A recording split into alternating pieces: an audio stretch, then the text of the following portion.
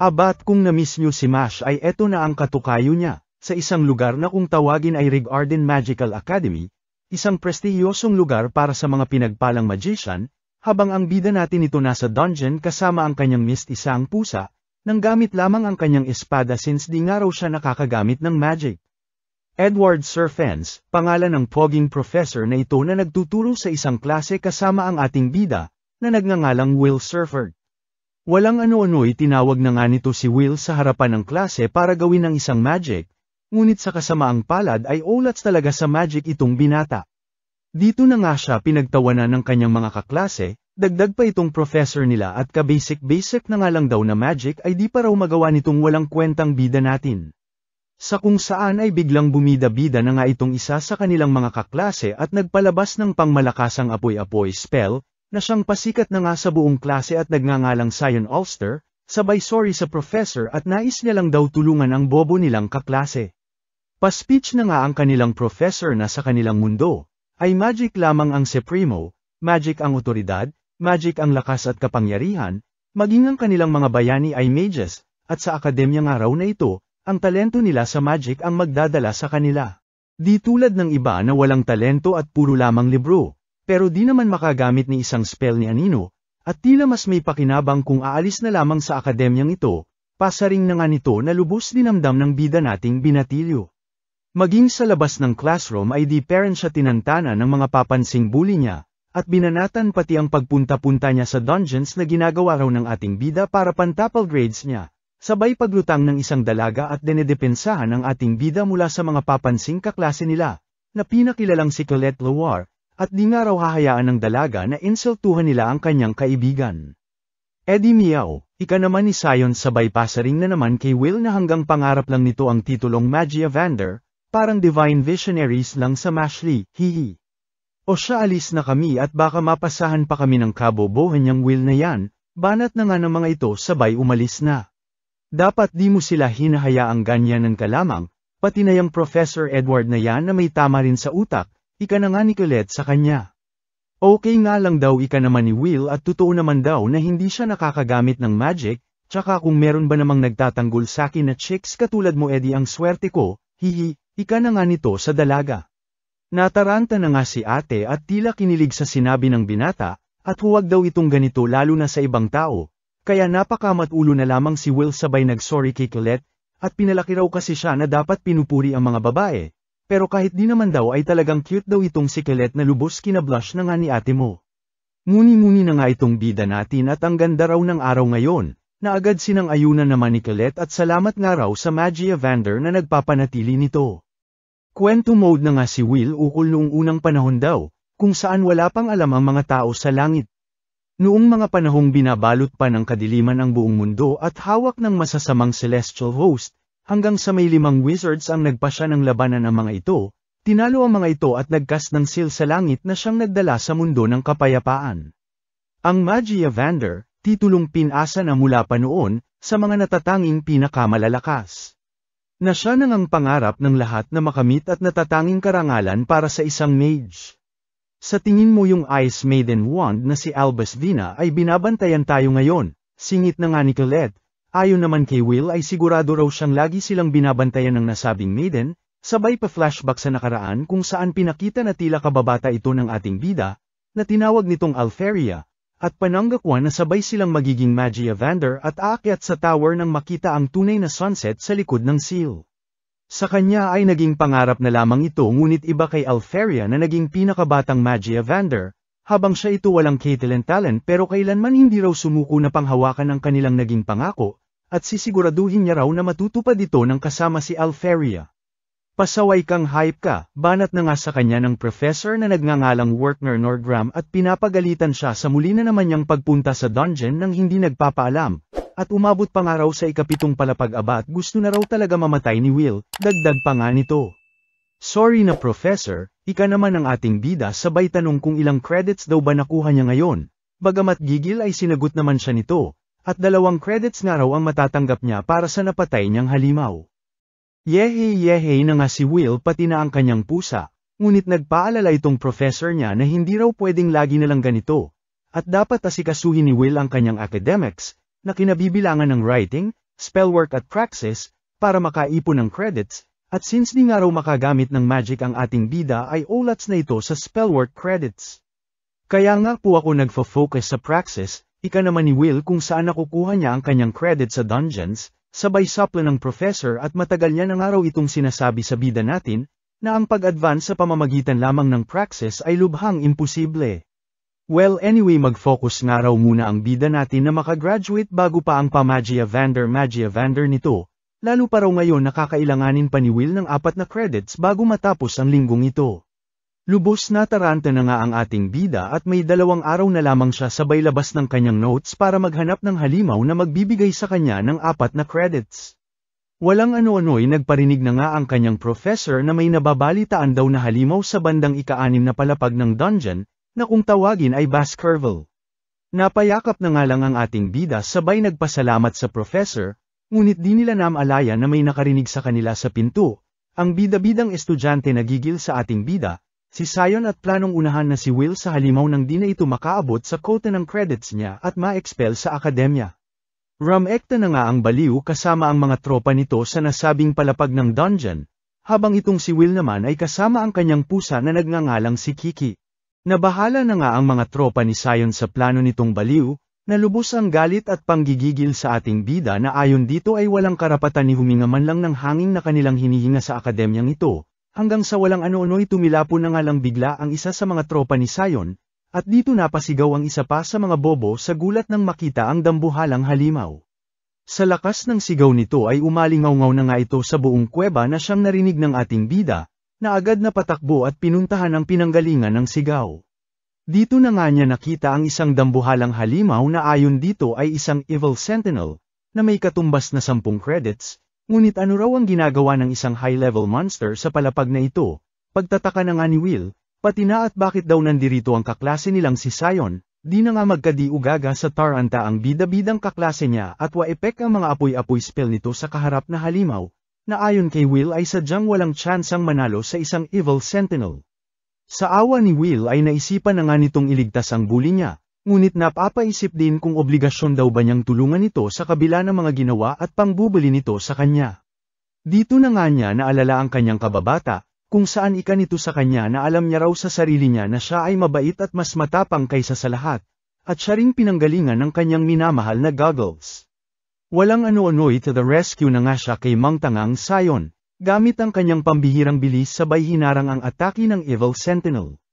Samantala, biglang sugod naman itong si Professor Edward kay Professor Werkner para humingi ng tulong at pumunta nga raw ang pasaway niyang estudyante kasama ang mga tropa nito sa dungeon. At kung maaari ay gamitin daw ni Professor Werkner ang kanyang familiar para mahanap ito. Nang tanungin ni Professor Werkner kung saang palapag ito ay sinabi na nga ni Professor Edward na sa pang-6 na palapag. Napangiti na nga itong si Boy Labo at di na nga raw nila kakailanganin ng familiar dahil nandoon daw ngayon si Will. Pambihirang bilis at lakas na nga ang ipinamalas ni Will na halos di makasabay ang kalabang halimaw, na siya na nga nitong kaliwat kanang inaatake, na lubos nagpatamimi na nga kay Sion at di makapaniwalang si Will ang kanyang nakikitang nakikipaglaban. Maging si Professor Edward ay di makapaniwala sa kanyang mga nasasaksihan, habang itong si Professor Werkner naman ay lubusang pagpapaliwanag, na si Will daw ay naiiba sa lahat, dahil may taglay itong lakas na wala ang sinumang mage, pangangatawang singtatag ng mga dwarf, at talino na kayang basahin ng kalaban kahit isang beses niya lang itong makita. Oo, totoong di kayang makagamit ni Will ni Katie na magic, ngunit sa mundong ito na puno ng magic, siya lamang bukod na tatangi ang nag-iisang warrior. Nasa isang hampas lamang ng kanyang espada, ay kayang lampasan kahit kidlat ni mama mo. Ayun nga at binasek lang ni Will ang kalabang Evil Sentinel, sabay abot ng kanyang kamay sa nagulantang niyang kaklase, at kung okay lang daw ba ito. Anong kalokohan ito, ika naman ni Professor Edward, at paano ang isang walang magic na tulad ni Will ay nalampasan ang ganitong klaseng halimaw, sabay walk out si tanga. Nang makabalik si Will ay wala naman ang nagawa si Professor Werkner kundi bigyan ito ng 10 credits, kaya happy-happy na naman ang ating bida pati ang Kiki niya. Pa-happy-happy na rin po ng like at subscribe ko mga idol, damay nyo na rin po TikTok at Facebook ko andyan link sa profile ko. Pa-flashback 5 taon na ang nakakalipas, kung saan puro pangbabatikos at pangmamata ang natanggap ng ating bida mula sa mga kapwa estudyante nito sa akademya, at paano raw ito nakapasok sa Magical Academy. Ayon sa mga madadaldal ay ginawa raw pa si Will para mapapasok sa akademya si Lady Elfaria, ang kababata ng ating bida na nais nitong makasama, at ngayong Magia Vander na raw ang dalaga ay tapos na ang pakinabang ng binata kaya sigurado ma-expel na raw ito, tawa-tawa na nga ng mga extra. Ngunit sa kabila nito ay nakita naman ng kanilang headmaster ang potensyal ni Will at maging ni Professor Werner, na bagamat walang magic, ay may pambihirang kakayahan at kadesididuhan na naiiba kaninuman gamit lamang ang kanyang espada. Dahil dito ay hinayaan ng headmaster na manatili ang ating bida sa akademya, na lubos ang pagnanais na maabot ang tower nang makita niya raw ang kanyang kababata na si Elfie. Balik sa kasalukuyan, kung saan lesson mode itong si Professor Werner tungkol sa pag-ascend sa tower, na nangangahulugan daw ng pag-advance sa Upper Institute, at para maging isang Magia Vander ay kakailanganin mo munang marekognisa ng highest center of learning, na kung tawagin ay Upper Institute. Dalawang paraan nga raw ang pwede nilang gawin para ma-achieve ito, at yun ay ang gumawa sila ng bagong klase ng magic, o ang kumulekta sila ng 1,700 credit sa akademyang ito. Bibihira nga raw ang nakakagawa sa una, kaya karamihan ay sa pangalawa umaasa, at sa nakikita niya raw sa kanila ay lahat sila halos nanganganib pa na hindi makagraduate kaya doble kayod sila ngayon. Mukhang nabugbog na naman kayo sa klase ni Professor Werner Ika na nga ni Colette sa ating bida na nanghihina ngunit okay lang daw at di raw lahat ng professor ay nagbibigay halaga at sempatya tulad ni Professor Werner. Agad sinang-ayunan naman ito ni Colette at di raw tulad ng ibang professor na itago na lamang nila sa pangalang Professor Edward na walang puso at walang pakialam sa estudyante. Samantala, pangmalakasang chismis naman ang ibinibida ng isa sa mga tropa ni Sion ukol sa isang evil sentinel na basic tinalo nga lang daw ng kanilang bossing. Manghang-mangha nga raw sila dahil nang magising sila ay patay na ang sentinel na kagagawan nga raw ni Sion, habang sa isip-isip naman ni Sion ay nagkakamali raw sila sabay na alala ang mga kaganapan. Dito na nga na sight ng bida-bida ang ating bida na naglalakad, na agad na trigger na naman at nilapitan si Will sabay kinwelyuhan. At anong klaseng kalokohan daw ito mula sa isang walang magic na katulad nito? Biglang pumagitna na nga si Colette sa pagganap ni Sion na kalaunan ay napa-walkout na lamang at di matanggap ang katotohanan sa kanya ay sumambulat. Ano ba problema nung baliw na yon? Ika na nga lang ni Colette at kung may nangyari raw ba sa kanila ni Will. Maging si Professor Edward ay di rin matanggap ang mga ganap, na rekta pinuntahan na nga ang headmaster at dapat daw ma-expel si Will Surford. Naku naman umagang-umaga high blood ka na naman Professor Edward, tsaka pang-anim at panghuling taon na ito ni Will kaya napakaalanganin naman ang gusto mo. Ika na nga ng headmaster sa gigil na professor, ayon naman sa professor ay di raw kailangan ng akademya ang isang warrior at hindi mage na katulad ni Will, isang taong kayang lampasan ang magic nang hindi nakakagamit nito. Kalokohan, dagdag pa nga nito. Pinabatid naman ng headmaster na pambihira ang mga marka ni Will, sa lahat ng aspeto. At kung isasang tabi nga raw nila ang hindi nito pagkakaroon ng magic ay namumungutanggi ito sa lahat at kulang pa ang salita na pambihira. At kung hindi man Magia Vander ay pasok na pasok ito maging artificer o pati healer. Tandaan mo Edward na katungkulan ng akademya na ito na makapag-produce ng mga scholar para sa nakatakdang araw, dagdag pa nga ng headmaster. Yun nga po ang problema headmaster at walang plano na maging scholar ng estudyante na yan at adik maging Magia Vander. Ribat na nga ni Professor Edward. Kalaunan ay nagpasya na nga lang ang headmaster na bigyan ni Edward ng pagsusulit itong ating bida, at since alam niya na raw ang sekreto nito ay siya na mismo personal ang mga siwa nito, at kung sakaling bumagsak daw ito ay siya na bahala kung ipapasa o i-expel niya ito. Kinang-isi na nga ito ni Edward at happy-happy na si Tanga habang ngiti rin ang idinulot nito sa headmaster at sa isip-isip ay gawin na nga raw lahat ni Edward ang nais niya hanggang sa matanggap nito ang katotohanan. Samantala, maghapon na ngang sinamahan ni Colette itong si Will, mula sa paglagay ng mga libro nito sa locker room kung saan nabubuksan lamang ng spell at nagpatulong kay Colette since di siya makagamit ng magic, at siya ring naglalaman ng espada niya, hanggang sa pag-aaral sa library na lubos kinamangha ni Colette, dahil bagamat okay naman daw ang ACADS ni Will ay ibang klase pa rin ang pinapakita nitong sipag, di nga raw siya pwedeng magpapetex-petex lang, ika naman ang ating bida, lalo na at layunin niya raw na maka-advance sa Upper Institute. Sabay pinabatid ang paghanga sa mga dwarves, at sa Battle of Garzaronso, kung saan di sumuko ang puwersa ng mga dwarves sa harap ng pangmalakasang magic ng kalaban nito. Isa raw ito sa mga nagbibigay lakas ng loob at inspirasyon sa kanya, na kayang lampasan ng pangmalakasang determinasyon ang anumang magic. Habang nagkukulitan ang dalawa, at nakakita nga ng puting buhok si Colette sa ulo ni Will at nais nitong bunutin ay bigla na lamang lumutang sa eksena itong si Professor Edward na lubos nilang kinagulat, at pumunta nga raw sa spell hall si Will nang mag-isa lamang. Since olats daw sa spellwork itong bida natin ay bibigyan niya ito ng supplemental lesson, na kinabahala na nga ni Will at bakit siya lang daw.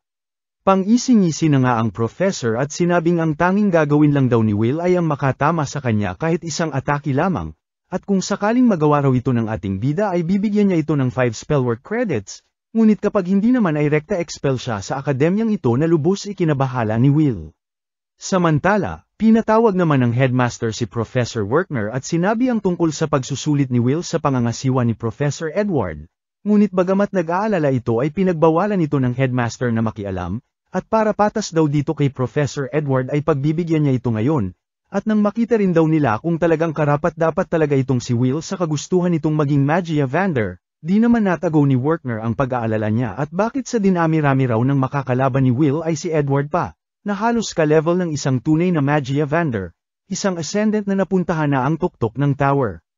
Samantala, gulat na nga si Will sa pinapamalas na lakas ng kanilang professor, na sa kabila ng liksi at bilis niya ay walang panama sa barrier magic nito. Walang kwenta nga raw itong si Will ika naman ng professor at ano raw magagawa ng mga pasipa-sipa nito sa magic niya, na siyang tunay nga ay binabalibag-balibag lamang siya gamit ang mga pasabog nito. Exit nga muna si Kiki at mukhang may pupuntahan, habang naiwan naman ang ating bida na lubos na mamroblema sa kung papaano niya matatalo ang pangmalakasan nilang professor, na kalaunay naglabas ng mas marami pang magic circles at pinagraratrat siya ng sandamakmak na piu-piu-piu, ayon bogbog at lamog ang bida nating kumalabog. Samantala, iba naman ang nai-imagine ni Colette tungkol sa pagpapatawag ni Professor Edward sa ating bida, hanggang sa dito na nga niya makita ang familiar ni Will na si Kiki, at tila tinuturo ang locker ng ating bida, na siya rin namang nagets nito at napagtantong nasa panganib si Will lablab niya. Ano pangarap mo Perrin maging Magia Vander sa ako nga hindi mo malampasan, banat na nga sa kanya ni Professor Edward sabay tinanong tungkol sa Battle of Garzaronso, ang rebelyon ng 10,000 dwarves, at kung ilang mage daw ang humarap dito. Di ba isa lang, isang kumpas lang ng mage ay naubos ang mga walang kwentang dwarves na yan. Kailanman ay hindi mananalo ang espada laban sa wand, at yan ang itatak mo sa utak mong hype ka. Panggigigil na nga ni Professor Edward sa kanya, di naman nagpatinag si Will at kahit ano raw sabihin ni Professor Edward ay aabutin niya pera ng Magia Vander, na lubos pinagtaka na nga ng Professor at ano raw ba talaga ang pinaglalaban at pinanggagalingan ni Will. Nais niya raw makasama ang taong mahal niya, at tuparin ang pangako niya kay Elfie, buong pusong pinagsigawan na nga ni Will na lubos kinagulat ni Professor Edward. Nap-asus merisep na nga lang ang professor at anong kalokohan daw ito, madudumi, malalandi, katangahan, kalunos-lunos, yak dahil lang sa pag-ibig nagkakaganyan ka, panghahamak na nga sa kanya ng professor, at kilabutan man lang daw ang ating bida sa pinagsasasabi niya. Wala namang naging paki si Will sa mga banat ng professor hanggang sa bigla nang dumating sa eksena si Colette at ibinato sa kanya ang kanyang espada. Wala nang sinayang na oras pa si Will at binunot na ang espada kasabay ang pasuot ng kanyang goggles, na muli nang binirahan ng professor nilang bida-bida ng piu-piu ngunit sa pagkakataong ito ay napigilan na niya gamit ang kanyang espada, na ayon sa professor ay isang Moria Blade. Sunod-sunod na atake na nga ang ipinamalas ni Professor Edward na lubos nagbigay ng takot kay Will ngunit sa kabila nito ay hinarap niya ng buong tapang.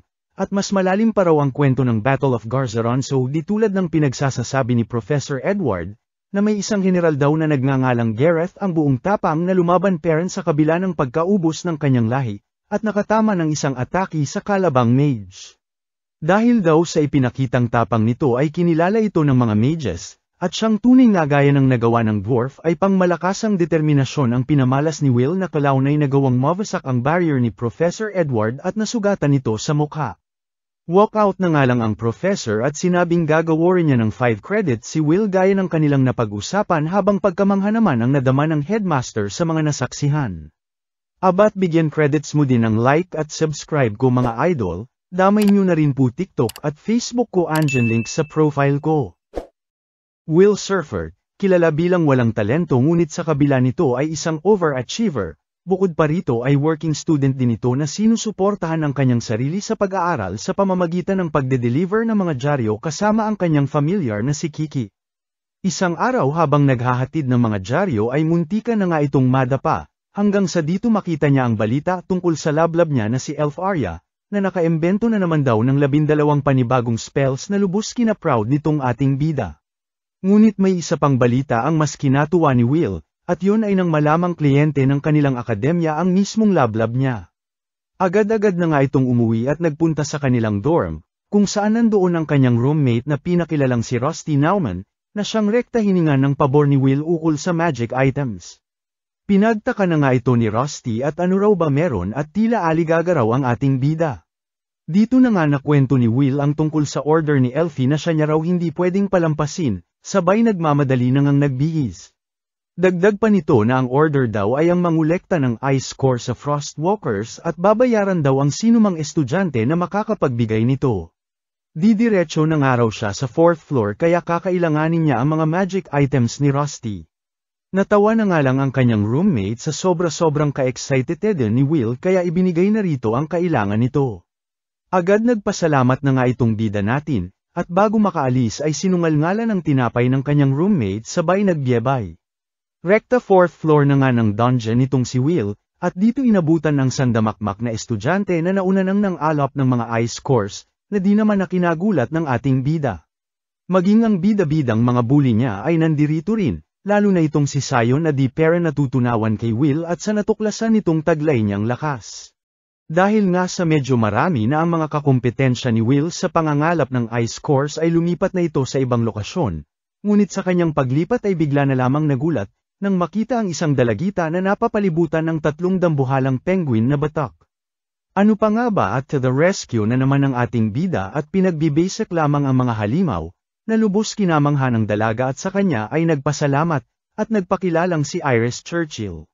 Samantala, klase mode naman si Professor Werkner, at isang pambihirang tagumpay raw para sa isang mage ang makagawa ng sarili mong magic, dahil nagbibigay ito ng garantiya sa pagsulong mo papuntang tower.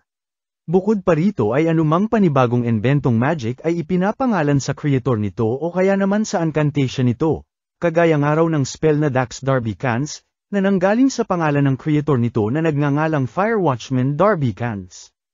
Ibig nga raw nitong sabihin ay basta't makaimbento ka ng panibagong magic ay sigurado nang nakatatak sa kasaysayan ang iyong pangalan.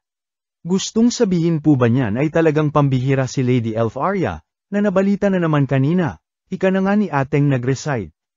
Abat kung ako ang tatanungin ay kulang pa ang salitang pambihira, sagot na nga ng kanilang professor, at kailanman wala pa raw nakakagawa na gumawa ng 12 original spells, kaya sabihin na nga lang daw nila na isa ito sa mga pinakadakilang mages ng kanilang kasaysayan. Lubos na nga itong kinamangha ng lahat maging ni Colette at iba rin daw talaga ang kababata na laging nababanggit ni Will. At ngayon nga raw na nag-issue lamang ng isang order ay nagkadetarantataranta na lahat ng estudyante makalakam lamang ng ice course na nais nito. Dito na nga ito inasar ng dalagang katabi nito at nagdadalaga na raw talaga si Colette, at halata daw raw ang sobrang pagseselos kay Lady Elf Arya, dahil talo siya nito pagdating kay Will. Nainis na nga si Colette at bistado siya ng makulit na kaklase hanggang sa pag-alitan na nga sila ni Professor Werkner at ang gugulo sa gitna ng klase nito. Samantala, balik naman sa ating bida kung saan kasama na nito at kakwentuhan ang bagong tagpong dalaga sa loob ng dungeon, at kung si Kuya Will daw ba yung usap-usapang walang magic at walang talentong estudyante ng kanilang akademya. Oo na nga lang ang ating bida at pinagtaka kung ilang taon pa lang ang dalaga at kinukuya siya. Ayon naman kay Iris ay 14 pa lamang siya kaya napagtanto ni Will na 2 taong matanda siya rito at nasa 4th year pa lamang kumpara sa kanya na pang-6 at huling year na. Walang ano-ano'y tinanong na nga ito ni Will kung di raw ba ito nababahala na siya ang kasama ngayon sa kilala nga siyang talentless at walang magic. Hala siya, ika naman ng dalaga at bakit naman daw di niya sasamahan ang taong nagligtas sa kanya, tsaka kahit naman daw di nakakagamit ng magic si Will ay malaki ang respeto niya sa mga taong may sariling sikap at kakayahan. Nahiya naman ang ating bida kaya inilihis ang kanilang usapan sa kung nandirito rin daw ba si Iris para mang-alap ng ice course, na siya namang agad sinang-ayunan ng dalaga. Dito na nga naikwento ni Iris na nakilala niya na raw at na-meet dati si Lady Elf Arya, na lubos kinagulat ni Will. Kwento na nga ng dalaga na mag-isa siya dati sa isang dungeon at napalibutan ng sandamakmak na halimaw at inakalang katapusan na raw niya, hanggang sa bigla na nga lang daw nanigas ang mga halimaw, at Lady Elfaria sa malayo ay kanyang natanaw, na sobra niya kina Starstruck muntik pa raw siyang matunaw. Damang-dama na nga ni ate ang pagkikwento niya habang si Will naman kasama ang kanyang familiar na si Kiki ay tila may napansin sa paligid. Isang ice fragment na indikasyon daw na may dumaang Frostwalkers sa lugar na ito, ngunit doble ang laki kumpara sa normal na ice fragment na nangangahulugang may malakas na halimaw raw malapit lamang sa kanila. Ikinabahala na nga ito ni Iris at napatanong sa kung paano ito nalaman ng ating bida sa kabila ng wala itong magic. Ayon naman kay Will ay kamangha-manha raw ang magic ngunit di ibig sabihin ay sa lahat ng bagay, lalo na raw sa loob ng dungeon, na para sa kanya ay mas lamang ang experience at kaalaman sa mga bagay-bagay. Walang ano-ano'y bigla na nga lang may umatake sa kanila, na agad namang naiwasan ng ating bida at tila inasahan na. Lubos kinagulat na nga ito ni Iris at di lang basta Frostwalkers ang nakasagupan nila, kundi ay isang dambuhalang Frost Rex, na ayon sa dalaga ay pinakamataas na anyo ng Frostwalkers at may katumbas na 6 credits. Nabahala na nga ang dalaga dahil di tinatabla ng physical attacks ang nasabing halimaw at anumang damay kit dito ay instant nagiging yelo, kaya tinagurian daw na dwarf killer, at ang tanging panlaban lang daw dito ay long-range magic attacks, na taliwas raw sa kakayahan ng ating bida kaya ulats daw sila sa halimaw na ito. Huwag nga raw mag-alala ang dalaga, ika naman ng ating bida, at marami na raw siyang nakaharap na ganitong halimaw, sabay nilusob na nga ang umataking kalaban. Gamit ang kanyang pambihirang bilis at liksi ay unti-unti na nga nitong nilapitan at inikutan ang kalaban, hanggang sa nang mahanap ang tamang timing ay inangklahan ang kalaban gamit ang baon niyang magic items. Kasabay nito ay wala na nga itong sinayang panaoras at pinulaputan ng sandamakmak na alambre ang dambuhalang gagamba. Pulupat dito, pulupat doon, hanggang sa buong katawan ng halimaw ay nabalot na ng alambre at di na makagalaw pa. Kalaunan ay literal na nagpasiklab na nga si Will mula sa magic item ng kanyang kamay, na unti-unting tumawid sa alambre, at umabot sa kalabang halimaw. Apoy dito, apoy doon, hanggang sa nang marating nito ang dulo ng angkla ay pangmalakasang pagsabog na nga ang ibinira ng magic item boom boom boom. Wasak na wasak, durog at naging hamog, ang kalabang halimaw na sumabog. Gulat na nga ang nadama ni Iris sabay biglang bago ng itsura at persona, at ito raw pala ang abilidad ng tinaguriang no talent ng kanilang akademya, na ibang-iba sa mga sabi-sabi at chismis, at napapaisip kung kailangan niya raw ba itong i-report. Biglang singit na nga si Will at marami-rami na raw silang nakolekta na ice cores kaya bumalik na raw sila, sabay ngiti ng dalaga at balik sa dati niyang persona, di siya makagamit ng magic pero lubhang nakakamangha kung papaano niya itupunan, ika na nga ni Iris na nagtanggal ng kanyang disguise at nagpunta sa tere. Ibang klaseng araw ang atake nito sa pakikipaglaban lalo na ang experience nito, at bagamat sa kabila ng katotohanan na hindi ito mage, ay pambihira naman daw itong warrior. Kalaunan ay pinakita na ngang nag-report ito sa harap ng mga Madia Vanguard, na kinabibilangan ng kababata ni Will na si Elfaria, at iba pa. Nasa gitna ito ng meeting ukol sa pagpapanatili ng barrier laban sa celestial host na pinapanood daw sila sa kabila ng langit, kaya kailangan ng araw nila ng mga bagong likas na talentado para sa tinakdang araw. So ano na Watcher, may nahanap ka na ba na kapakipakinabang? Tanong na nga ng mga ito kay Iris. Dito na nga inilahad ng dalaga ang tungkol kay Will Surfert, ang no talent na walang magic ng akademya ngunit sa tingin niya raw ay magiging mahalagang prospect nila.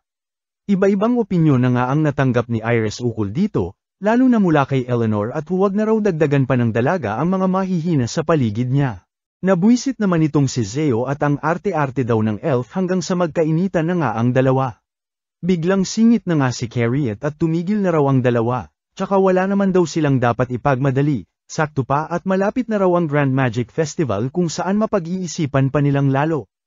Agad sumang-ayon naman si Zeo at natural na mangingibabaw raw ang mga taong kapakipakinabang, sabay nagpaalam na at kung tapos naman na raw ang walang kwenta nilang pagpupulong ay aalis na siya. Ayun nga at isa-isa nang nagsialisa ng mga Magia Vander bukod dito kay Elfaria na pa-blush-blush lamang sa tabi at hihintayin niya nga raw ang ating bida ayayayayayay sana all na naman kay Kuya Wilmo. Pasanal na rin po like at subscribe ko mga idol, kanya-kanya nang ang pasikat ang mga estudyante para makakolekta ng mas maraming credits, at nangangailangan sila ng at least 7,200 credit points para makausad sa Upper Institute. Dito na nga pinakita ang matagumpay na paglusot nila Colette at Sion na parehas nakakuha ng lampas 7,200 points, samantalang ang bida natin na si Will ay nahihirapan pagkat nalilimitahan sa pakikipaglaban, at di nga makagamit ng magic na siyang laging binabanat sa kanya ng bashers niya. Di naman nagpahuli ang iba pang estudyante at nagpamalas ng kanya-kanya nilang natatanging lakas, na pinakilalang sila Wignall Lindor, Lihana Owenzaus, at pati na rin itong bida-bidang si Julius Rienberg na binanatan maging exam golems ng iba, na lahat may higit 10,000 credit points.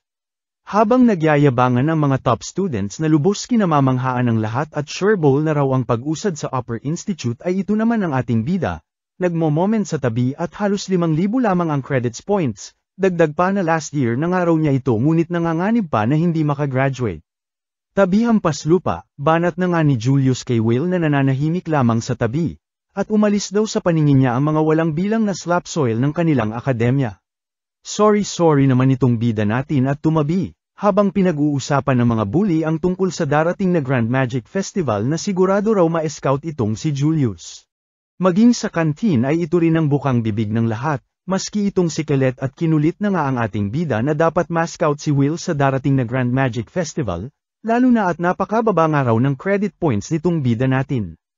Ito nga lang daw ang tanging paraan bukod sa pag-abot ng 7,200 points para makapunta ng tower, on the spot, kaya pag sumikapan daw ni Will na ma-scout, mariing pagkulit na nga ni Colette sa ating bida. Pa-flashback na nga itong si Will tungkol sa Grand Magic Festival, kung saan isang event na ginaganap sa Rigarden Magical Academy kada 2 taon, at binubuo ng iba't ibang kompetisyon. Ito rin daw ang panahon kung saan bumababa ang mga high mages mula sa tower para mang-scout ng mga malalakas na estudyante, kaya naman gigil na gigil itong si Colette na kumbinsihin siya na banatan ito pagkat kung susumain daw ay tila ito talaga ang sukatan ng sinuman para makapasok sa tower. Sacred Elf's Wand Elif Canaan, Lighting Lord's Wand Thorzos Fas, Ice Maiden's Wand Albus Vina, Flame Emperor's Wand Inkenya Barem, pati na rin ang Light Sovereign's Wand na si Mysterious Noah, mga kasalukuyang Magia Vander na pinangungunahan ng mga major factions, at isa nga lang daw sa mga factions na ito ang pumili sa'yo, ay sigurado na ang pag-usad mo sa tower, todo-tadong panghihikayat na nga ni Colette kay Will. Parang imposible naman yan na rekta na sa tower kahit kulang pa sa requirements ng graduation, pagtataka na nga ng ating bida, ngunit ayaw talagang magpaawat ni Colette at may mga tinatawag pa raw na watchers, na naghahanap ng mga talentado at dinadala rekta sa tower. Chismis lang naman yan, ribat naman ni Will tsaka wala raw siyang magic para bumida-bida sa event na kung tawagin nga ay Grand Magic Festival. Pilit pagkumbinsi Perrin nga si Colette at pagkakataon na rin daw ito ni Will para patunayan ang sarili niya, ngunit kontra talaga ang bida natin dahil sa mga nangyari noong second year sila, kung saan sinubukan niyang sumali ngunit pinagbabato lamang siya at pinagtabuyan ng mga manunood at kalahok. Sa bagay, ika na nga lang ni Colette at isang araw ito sa mga pinakamalalang festival na nangyari sa kanilang akademya. Di naman nawala ng pag-asa si Colette na engganyohan si Will pagkat meron naman daw iba pang scouts na pupunta sa festival na ito bukod sa mga taga Rigarden, at kahit di man daw sila makuha para makausad sa tower, ay marami naman daw ibang oportunidad na magbubukas para sa kanila. Sinang-ayunan naman ito ni Will at perfect opportunity daw talaga ang Grand Magic Festival para maipakita ang iyong abilidad sa iba. O diba, kaya saktong pagkakataon talaga ito para ma-market mo ang sarili mo friend, banat na nga ni Colette kay Will. Paulit-ulit bagay kamo pangalan mo sayo, ribat naman ni Will sa dalaga hanggang sa matigilan ang dalawa nang may mapansin na hidden barrier sa may lockers. Dito na nga nila ginamit si Kiki para i-dispel ang barrier magic, na siyang tunay kalaunan na tanggal nila, at dito na diskobre ang isang lihim na lagusan papunta sa ibaba. Tinungo na nga ito ng dalawa at dito nakita ang ilang mga estudyante na ginawang underground pasugalan ang nasabing lugar, at pinagpupustahan kung sino raw ang mananalo sa darating na Grand Magic Festival. Lubos na gulat na nga ang ating bida nang makita si Sion sa lugar na ito, na uminit na naman ang ulo kay Will kaya inunahan na ni Colette at huwag na raw masubak-subukan ng baliw na banatan na naman ng ating bida kundi makakatikim na raw talaga ito sa kanya. Di na nga napigil ang sumingit ng mga alipo race ni Sion at relax nga lang daw ang mga person, tsaka nandirito lang naman daw sila kasi syempre curious lang naman daw ang boss nila sa kung bakit wala ito sa top 3 ng pinagpupustahan. Kinabwisit na nga ito ni Sion at manahimik daw ang dalawa, na narinig na nga maging ng mga estudyante sa baba at eksena na naman si kuya mo, na may pa-explain pa na kaunti lang naman daw ang lamang sa kanya ng top 3 regarding sa mga puntos, tsaka kung sa magic skills lang naman daw ay kapantay niya naman ang mga ito. Sabay walkout ni Gago at bakit niya raw kailangan mag-explain sa mga ito. Kinabukasan matapos ang kanilang klase ay dumamoves na naman nga itong si Colette kay Will, at kung pupunta nga raw ito sa dungeon ay pwede namang samahan niya ito.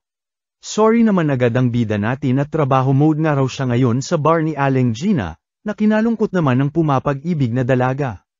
Kinagabihan ay pinakita na ngang nagtatrabaho si Will sa bar ni Aling Gina, na puno ng mga manggagawang dwarfs na kagagaling lang din sa kani-kanilang mga trabaho. Pagkamangha naman ang ipinabatid ng isang dwarf kay Will na nagngangalang Donan, at ibang klase daw ang ating bida dahil sa umaga raw ay nagde-deliver ng mga dyaryo, tapos buong araw estudyante, at pagdating ng gabi waiter pa sa bar ni Aling Gina, abat di raw ba napapagod ang binata. Ayon naman kay Will ay di nga raw siya eligible sa scholarship kaya no choice siya kundi ay magtrabaho, para matustusan ang kanyang pag-aaral. Hoy puro kayo chismisan dyan magtrabaho ka Will, buti pa yung tropa mo tignan mo ang sipag-sipag, banat na nga ni Aling Gina dito sa ating bida, nakasama pala ang kanyang roommate sa pagtatrabaho, at magdala pa nga raw ng isa pang part-timer since kinukulang sila sa tao. Panggagatong naman ang banat ng ibang dwarfs at di na nga raw ito kailangan, pagkat pangdalawahan naman na raw ang trabaho ni Will, na kinainis ng ating bida at pinagkakaisahan siya ng mga dwarfs na itinuring na siyang tila kapamilya nila. Nagtaka naman si Rusty at kung okay lang daw ba si Will na nagtatrabaho dito na di naman kitaasan ng sweldo, sa pwede naman daw siyang humingi ng tulong kay Professor Wertner na makahanap ng mas maayos na trabaho. Nakakahiya na nga raw sa kanilang professor at marami na itong nagawang pabor sa kanya ayon dito kay Will, tsaka gusto niya raw ang dwarfs dahil mababait daw ito bagamat mga lasenggero, at sa kabila raw ng ganito siya ay tinanggap siya ng buong buo kaya malaki ang respeto niya sa mga ito. Walang ano-ano'y nagkataong napadaan sila Julius sa bar na pinagtatrabahuan ni Will, at nang makita ang ating bida ay natawa at dito raw pala nagtatrabaho ang walang kwenta kasama ang mga kapwa niya walang kwenta. Bastos ka anong sabi mo bata, banggit na nga ni Donan at nagpantig ang tenga sa narinig mula sa bida-bidang estudyante, di naman nagpapigil ang estudyante at huwag daw siya matitig-titigan ng walang kwentang dwarf, na mga sampad lang naman daw ng kanilang mundo kaya manahimik at alamin daw ang lugar sa kanilang lipunan. Ano na wala bang magsisilbi sa akin, sigaw na nga ng untitled racist feeling bida ng palabas na estudyanteng si Julius, habang galit naman ang nadama ng mga dwarfs ngunit walang magawa pagkat mga dayo lamang sila sa lugar na ito matapos mawasak ang kanilang mundo gawa ng celestial host, at di tulad sa Trato sa mga elves ay mabababa ang tingin ng mga mage sa lahi ng dwarfs, na siguradong mapapatrouble kapag pinatulan ang kapakyupakyong estudyante, di pa nga natigil ang mga bida-bida at nilate pa ang pagkaing isenerve sa kanila sa bar. At tinalo pa raw pagkaing aso at baboy na di raw nakapagtataka pagkat gawa ng mga kapwa nito. Mga walang hiya umalis na lang kaya kayo sa mundo namin, pagpaparinig pa nga ng buwisit na di na nga kinaya ng ating bida na palampasin lamang, sabay nilapitan ang mga mangmang. Bawiin niyo mga sinabi niyo, mga salitang lumabas na nga lang sa bibig ng seryosong bida natin, at ang pagkaing nilalay daw nila ay dog at pawis ng mga dwarfs. Di wow ano pakiko, magsama-sama kayo ang babahon niyo. Sabay sipa ng walang hiya sa pagkain na tumapon sa damit ni Will, di na nga napigil ni Will ang galit niya at sinalangsang sa sahig ang dalawang kasama ni Julius, na rekta nakatulog sa lakas ng sub-sub sa sahig. Abat si Kuya Julius mo pa nga may gana magalit at naglabas ng pambihirang nagyayelong aura na siyang unti-unting nagyelo sa bar ni Aling Gina, at di raw ba kilala ni Will ang binabangga niya. Sunod-sunod na atake na nga ang ibinira nito kay Will hanggang sa na-corner ang ating bida at isinalansang sa isang pader. Tama na yan sigaw na nga ng mga dwarf habang sa tabi ay nakahanda na ring umatake anumang oras ang roommate niyang lalaki, hanggang sa matigilan si Julius nang makita ang seryosong mata ni Will, at di raw sapat na tapusin niya ito ngayon kaya sumali raw ito sa darating na Grand Magic Festival at doon niya ito pupuksain sa harap ng madla at scouts. Walang patumpik-tumpik na tinanggap naman ito agad ng ating bida at kapag nanalo na raw siya ay siguraduhin nitong bida-bida na humingi ng tawad sa lahat ng dwarf. Pasigurado na rin Lods na mag-like at subscribe, salamat. Damay nyo na rin po TikTok at Facebook ko andyan link sa profile ko.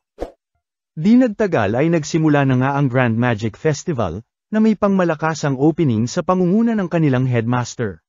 Sandamakmak na tao na nga ang nagpunta na kinabibilangan ng mga scouts mula sa iba't ibang factions habang pagkamangha naman ang nadama ng lahat nang makita ang tinaguriang Miss Perfect na si Lady Lihana at nananatiling champion at record breaker sa Sky Race, sabay pagpaalam ng watcher na si Iris sa headmaster at mauna na daw siya, at may susuportahan pang araw siyang upperclassman. Samantala, happy-happy naman itong si Sion at inimbitahan daw siya ni Colette na sumali sa grupo nito. At mukhang napagtanto raw ng dalaga ang kahalagahan niya kaya nais siyang makagrupo, kumpara nga raw sa walang kwentang si Will ay obvious syempre siya raw ang pipiliin nito. Nawala na nga lang ngiti ng delulo nang makita na kasama nila ang ating bida, sabay napasigaw at ano raw ginagawa ng walang kwenta sa grupo nila. Di ka-grupo natin, ika naman ni Colette at para nga raw makasali sila sa contest na Crown Attack ay kakailanganin nila ng pinagsama-samang 21,000 credit points. Anong kalokohan ito tsaka sino ba nagsabing tutulungan ko ang walang kwentang no talent na ito? Pag-uurumintado na nga ng gago hanggang sa matigilan ang dumaan sa likod niya si Julius, at napansin dito nakatutok ang pansin ni Will at hindi sa kanya. Kinabwisit na nga ito ni Sion at tila etsapuera lang siya sa mata ng ating bida matapos ang kahihiyang ibinigay nito sa buong pagkatao niya. Di nagtagal ay nagsimula na nga ang main event ng araw na yon. Ang Crown Attack na iprenesinta ng bibong estudyante na nagngangalang Mike kasama si Professor Edward, ang professor na lubos kinamumuryan daw ng lahat dahil sa walang puso at duro-demonyo, sabay na buwisit at sino raw ba kasi pumili na maging commentator ang baliw na professor, abat ayos ka din umintro gusto mo na ata mapunta sa sementeryo, ribat naman ni Professor Edward, kaya agad nagsorry ang binatilyo at nagpatuloy sa kanyang intro sabay pasa sa mga elf at gawin ng araw nila ang kanilang gagawin. Rekta chant na nga ng kanilang spell ang mga elf at ginawa ang playing field ng mga partisipante, kung saan nahahati sa 5 lugar. Ang Volcano Zone, Marshland Zone, Badlands Zone, Grassland Zone, at ang Woodland Zone, di nga raw tulad ng ibang events ay binubuo ito ng 3 members kada grupo, na siyang maguunahan papunta sa Central Stadium na naglalaman ng corona, kung saan mananalo ang unang makakakuha nito. Pero syempre di nga raw ganoon kadali lang basta makakapunta sa corona, at naghanda raw ang mga professor ng sandamakmak na traps na kanilang pagdadaanan. Magunahan, magsabutahean, nasasaka nila raw kung ano ang kanilang paraan, kaya nga sa lahat ng event sa Grand Magic Festival ay ito raw ang tinaguriang pinaka-brutal dahil puno ng bakbakan. Dito nga raw masusubok ang diskarte ng mga kalahok, at kung paano makipagsapalaran ng di umaatres sa laban. Pero syempre, di naman sa sinasabi naming may secret gambling halls kami sa ilalim ng mga lockers, ay nangunguna ang grupo nila Wignall at Julius sa pastahan na siya niya raw tinayaan, ika na nga ng proud na announcer na tila walang pakialam na naririnig siya ng karamihan, habang Cole Elliot naman daw ang Squad 6 na kinabibilangan ng ating bida. Tinawanan nga lang ito ng lahat at ano raw paganap ng walang kwenta at sumali sa patimpalak. Will, anong ginagawa mo rito? Pagkagulat na nga ni Professor Werkner nang makita ang ating bida na kasali sa nasabing palaro.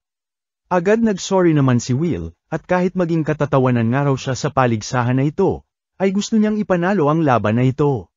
Wala naman ang nagawa si Professor Werkner kundi pabayaan na lamang ang binatang may kadesididuhan. Wala nang ang sinayang oras ang mga kalahok nang magsimula na ang patimpalak, at kanya-kanya ng takbuhan papunta sa Central Arena. Natigilan na nga ang ibang estudyante nang magsilutangan ang sandamakmak na golem, habang ang bida naman natin ay duro-diretso lamang at di nagpapigil, na tinawanan na ngang muli ng mga nanunood, at sa exam nga raw nila ay nagmungta nga lamang ito kaharap ang mga nasabing golem. Nga na nga lang ang mga tanga nang makita na binasek lamang ni Will ang kaharap na golem, sa tulong ni Colette. Ayon naman sa dalaga ay kahit walang magic si Will ay basta't umaatake itong gamit ang isang magical item ay wala silang nilalabag na rules sa palaro, di na nga makapaniwala ang lahat, at kung sino pa ang walang magic ay siya na nga raw nauna sa lahat, habang ito namang si Sion, ay kinain na naman ng kanyang insecurity problem feeling bida complex, at sa kabila raw ng matindi niyang pagsisikap at pagtitraining mula noong napahiya siya sa ating bida, ay olats parent siya kumpara rito kay Will. Nanguna na nga sa paligsahan ng Squad 6, ang grupo na kinabibilangan nila Will, Colette at Sion. At sa kanilang unti-unting paglapit sa Central Stadium ay muli na namang sinalubong ng sandamakmak na patibong, di naman ito naging balakid sa bottom player ng palarong ito pagkat may pangmalakasan nitong support, ang pumapag-ibig nating dalaga na si Colette na todo effort matulungan si Will na mapagtagumpayan ang nasabing contest. Takbo nga lang ang ambag nitong puro yabang nilang kasama habang in denial naman ang mga nanunood sa kanila, at di matanggap ang lakas na pinapakita ni Will at pasalamat nga lang daw ito sa kapangyarihan ni Colette. Sa kabila nito ay pagkamangha naman ang nadama ng iba at ibang klase raw ang liksi at bilis na pinapakita ng binata, at makikita mo raw talaga na batak ito sa pag-explore sa dungeon, sa kaalaman at sa karanasan, sadyang kahanga-hangang tignan. Ayayayayay lodi ko yan go go go Will Senpai, sigaw naman nga ni Iris na todo suporta sa ating bida, habang ang ibang mga kalahok ay nabahala naman at di nga raw pwedeng matalo sila sa no talent na bida natin, na nagkade-trap-trap na nga at sa pangbabash lamang at pangmamaliit kay Will magagaling. Maging si Julius ay nagtaka na rin sa ingay at ano raw ba ang pinagkakaguluhan ng lahat, hanggang sa malaman nito mula sa kanyang mga kasamahan na nangunguna na nga raw sa contest ang grupo nila Will, at di malayong matalo sila kung magpatuloy ito. Tila di naman naapektuhan si Julius at tinawanan nga lang ang balita, at siya na nga raw bahala, habang ang grupo naman nila Will ay sa wakas natanggo na ang huli at final area, ang Enchanted Woods.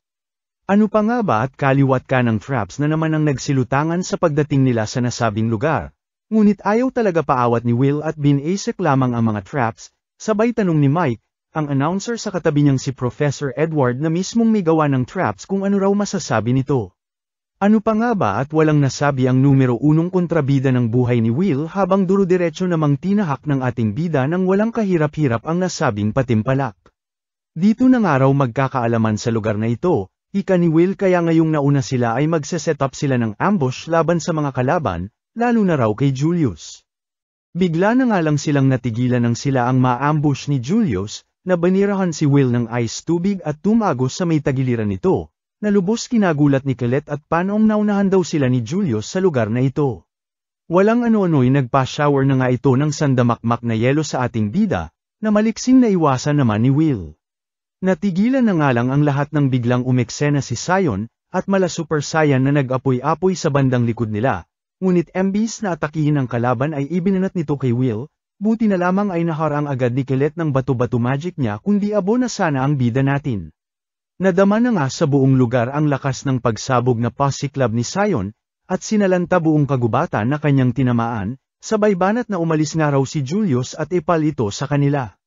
Anong ginagawa mong baliw ka? Sigaw na nga ni Colette kay Sion, na agad naman rumbat at all this time na nahimik lamang siya at pinagbigyan ang request ni Colette, ngunit ngayon daw ay maniningil na siya. At yun nga raw ay ang labanan siya ni Will.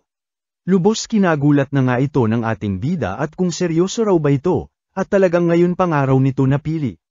Ang dami mong sinasabi tsaka wala akong kailangan na dahilan para ikaw ay pulbasan at labanan, sigaw na nga ng nasira niyang pride lang naman pinaglalaban, habang pagtataka naman ang nadama ni Colette at saan daw ba nanggagaling ang hugot ng high blood nilang kasama. Pipigilan na sana ito ng dalaga ngunit muling lumutang si Julius na siyang hamarang sa kanyang daan at pinagtaka nito kung papaano nakaligtas sa pagsabog kanina. Pinag-alala naman ito ni Will ngunit walang magawa pagkat sunod-sunod na atake na ang ibinir sa kanya ni Sion, na pilit niyang kinakausap at di nga raw ito oras para maglaban sila. Hype ka wala akong pakialam, kunin mo espada mo at labanan mo ko, panggigigil na nga ni Sion kaya ayon walang nagawa si Kuya Will kundi kunin ito at bigyan ng jacket yan. Pabigwas na rin lods ng like at subscribe, salamat. Pa-flashback na nga sa nakaraan at POV ni Sion noong mga panahong bago pa lamang sila sa akademya, kung saan lubos ang pagkabuisit nito na nakikitang napakawalang kwenta ng ating bida, kaya para kahit papaano ay mabawasan na raw ito ay naisipan niyang imbitahan nito bilang kanyang underling, ngunit sa kasamaang palad ay wa-epek sa ating bida, na may sarili ng mundo at kinainan ng kalungkutan at kadramahan ng buhay nito. Dito na nga nagugat, simula ng araw na yun ang puot na nadama ni Sion sa bida nating di siya pinapansin. Balik naman sa kasalukuyan, kung saan sunod-sunod na atake na nga ang ibinide ni Sion laban kay Will, na tanging ginagawa ay umiwas, dahil ayaw seryosohin ang bida-bidang pasaway. Buisit naman si Sion at puro iwas nga lang daw ang ginagawa ng ating bida, at pilit pa ring kinukulit si Will na atakihin nga raw siya nito at lumaban. Peste ka lumaban ka. Paulit-ulit na sigaw na nga nito kay Will habang paulit-ulit ding sinasupple ng ating bida at ayaw nga raw niya, nasa iisang team nga lang daw sila tsaka papanindigan niya raw ang pangako niya kila Mr. Donen at iba pang dwarfs, kaya wala siyang panahon at oras na gawin ang pinaghihimutok ng baliw na may katok. Pigang-piga mo talaga lagi ang galit kong hype ka, di susunugin na lang kita kung ayaw mong makipaglaban, banat na nga sa kanya ng galit na binata, habang sa stadium naman ay intense ang panunood ng mga estudyante sa mga kaganapan nila Sion at Will. Dito na nga tinanong ni Mike ang panig ni Professor Edward sa nangyayaring pag-aaway sa Squad 6, ayon naman sa Professor ay kahit ano pa raw ang dahilan ng pag-aaway ng dalawa ay mali pero nito lalo na at nasa gitna sila ng isang paligsahan, at siguradong magbibigay minus points lalo na sa mata ng mga scouts, ngunit iba naman ang ipinapakita ng mukha nito na todong ngisi sa mga nangyayari, na lubos ikinabahala na nga ni Mike at tila masaya pa nga raw ang Professor sa mga nangyayari. Siyang tunay nga ay negatibong puna ang binigay nito sa mga scouts, at bagamat kamangha-mangha raw ang lakas ni Sion ay di maitatangging isip bata nga raw ito. Samantala, pumunta na nga sa audience area itong si Iris at tinabihan itong si Rusty na kapwa rin supporter ng ating bida. Napaisip naman itong si Rusty at bakit si Will daw ang sinusuportahan ni Iris na sadya niyang hindi inasahan mula sa dalaga. Ayon naman kay Iris ay di niya naman daw talaga ito kilala noong simula hanggang sa narinig niya nga raw ang kwento mula sa isa niyang kakilala, at mula noon ay nahumaling na nga raw siya sa ating bida. Ba naman yan, sikat na talaga si Will, ika na nga lang ni Rusty. Supporter ka rin pala ni Will, tanong na nga ni Iris, na agad sinang-ayunan naman ni Rusty, at di lang daw basta supporter pagkat lablab niya raw itong si Will higit pa sa ano paman. Samantala, todo effort naman itong si Colette na malampasan itong si Julius nang mapigilan ang dalawa niyang teammates sa pag-aaway, habang todo pang aasar naman itong binata at puro takbo na nga lang daw ba itong dalaga na naturingan pa naman daw sanang Earth Princess. Sa buwisit ni Colette ay di na nga nito namalayan ang mga trap sa paligid kaya ayon, na biktima ng isa sa mga ito. Pagtataka naman ang nadama ng mga nanunood at napansin nilang bakit tila ang dami raw na Julius sa contest na ito, na pinakitang halos kaharap lahat ng mga squad sa iba't ibang sulok ng mga zones. Binasek nga lang ito ng isa pa sa mga kalahok na elf na nagngangalang Wignall Lindor, at dito namangha, pagkat di niya raw inakala na may ganitong ala si Julius, at napagtantong isa sa mga teknik ng isa sa mga Magia Vander. Hype naman nga sa tuwa si Mike at basic tinalo nga lang daw ni Wignall si Julius, at di nga raw siya nagkamali ng manok na pinili sa pastahan. Bagamat pambihira ang pinapakita ni Wignall ay iba naman ang dating nito sa mga kapwa niya elf, na tinawag nga lang itong average para sa isang elf. Hati na nga ang opinyon ng lahat sa kung kaninong squad ang mananalo sa patimpalak na ito, maski ang mga alalay ni Sion ay naguluhan na rin, lalo na sa pagganap ng kanilang bossing na pinili pa raw talaga ang Grand Magic Festival para magwala, at ano raw ba talaga ang ikinakagalit nito ng sobra sa ating bida. Ito rin nga ang gumugulo sa isip ni Will at bakit ganito raw kagihil sa kanya ang baliw, sabay muling pa-flashback sa kadramahan ng kanilang kabataan. Noong mga panahong lubos ang pagtataka ni Will kung bakit siya binubuli ng lahat sa wala naman daw siyang ginagawang masama sa mga ito. Aminado naman daw siyang failure siya, aminado naman daw siyang walang kwenta siya, lalong-lalo na di naman daw niya nais na tanggapin siya ng mga ito, kaya kung maaari ay sanay lubayan na lamang siya ng mga ito. Habang itong si Sion ay todo papansin naman sa kanya, na umiiyak pa nga at tila may nais iparating na mensahe sa ating bida. Balik sa kasalukuyan ay pangmalakasang spell na nga ang ipinamalas ni Sion, at naglabas ng isang apoy-apoy na falcon. Ikinagulat naman ito ni Will at isa raw ba itong guardian spell, hanggang sa walang ano-ano ipinalusob na nga ito ni Sion sa kanya, ngunit mabilis din naman niyang naiwasan at naputol pa nga niya ang isa sa mga pakpak nito. Di naman ito ininda ng guardian at may taglay na pambihirang regeneration, kaya napaisip si Will na matatalo niya lamang ito kung marerekta niya ang core nito sa dibdib, sabay na bahala pagkat kadalasan pang depensa lamang na spell ang Guardians, na taliwas sa spell ni Sion na puro opensa. Maging si Professor Edward ay namangha sa pinapakitang kakayahan ni Sion, at nalampasan ng araw ang abilidad ng isang estudyante, di lang daw basta ito naglabas ng isang high-level spell, bagkus ay nag-summon pa ng isang guardian. Agaw pansin na nga ito sa mata ng ibang scouts, na lubos na mangha sa pinapakitang lakas ni Sion sa kabila ng pagiging estudyante pa lamang nito. Maging si Will ay di na nga naitago ang pagkamangha kay Sion, habang ito namang baliw, heto, di peren matunawan at kung ito lang daw ba ang kaya ni Will, at asa na raw ba yung Will na tumalo sa Evil Sentinel kamakailan pa lamang, todo pang gigigil na nga nitong baliw. Samantala ito namang si Will gulong-gulo peren hanggang ngayon, at wala nga raw dahilan para sila ay maglaban, kaya bakit daw ito ginagawa ni Sion? Abat anak ka ng tanga talaga, nasasabi mo talaga yan pagkatapos mo akong ipahiya, pagkatapos ng kahihiyan na ibinigay mo sa akin, pagkatapos ng lahat ng pinagdaanan mo, huwag mo sabihing di mo man lang ako kinamurian. Inamo ka o ayan kinamumurian kita, nawala na ako sa bilang sa kakaisip ng paghihiganti ko sa'yo, sigaw na nga ni Will ngunit sa ngayon ang tanging nasa isip niya raw ay ang talunin si Julius. Kinagalit nang ang lalo ito ni Sion at pinabatid ang pagkairita kay Will makita niya nga lang daw ito. Ang patuloy na paglaban at di pagsuko nito sa kabila ng pagiging no talent nito ay lubos niya raw kinabibwisit. Sa kabila nga raw nito ay kailanman di siya nito tinignan man lang. Pansinin mo akong hype ka, pansinin mo ako. Buong pusong sigaw na nga ng baliw sa ating bida. Lubos kinagulat na nga ni Will ang madamdaming tugon ni Kuya Sion mo, at napaisip din sa kanyang pinagdaanan, na tila kinailangan niya rin ang mga ito para mapush ang kanyang sarili. Dahil dito ay tinanggap na nga niya ang hamon ni Sion, na todong ngiti na nga, at tila batang pinansin na ng kanyang lablab. Wala na ngang sinayang pa na oras si Sion at pinaulanan ng sandamakmak na apoy-apoy spell si Will kasama pa ang guardian na kanyang sinoman, ngunit ano pa nga ba at basic iniwasan lamang ni Will sabay rekta sa core ng Garuda Eagle. Dahil dito ay unti-unti na ngang nakalapit si Will ngunit di naman basta magpapatalo lamang si Sion at muling bomb ira ng pangmalakasang apoy magic. Bago pa man magsalpukan ng dalawa ay bigla na ngang dumating sa eksena si Colette na siyang pumagitna sa LQ ng dalawa. At natalo na nga raw niya si Julius kaya tumigil na ang dalawa. Gulat naman si Sion at tinanong si Colette kung nakita na raw ba nito ang sarili dahil punit-punit na nga ang damit nito. Abat buisit ka pala sa kasalanan mo naman ito lahat kung di ka lang bida-bidang hype ka, banat na nga ni Colette kay Sion. O siya Will umalis ka na, di ba may aasikasuhin ka pa, puntahan mo na si Julius, tugon na nga ni Colette sa ating bida. Kokontra pa nga sana itong si Sion ngunit bumigay na rin sa galit ng dalaga, sabay pagtahan na nga ni Will kay Colette na kinilig at nagpasalamat, sabay nagpaalam na sa kanila at sa sunod na nga lang daw sila maglaban ni Sion.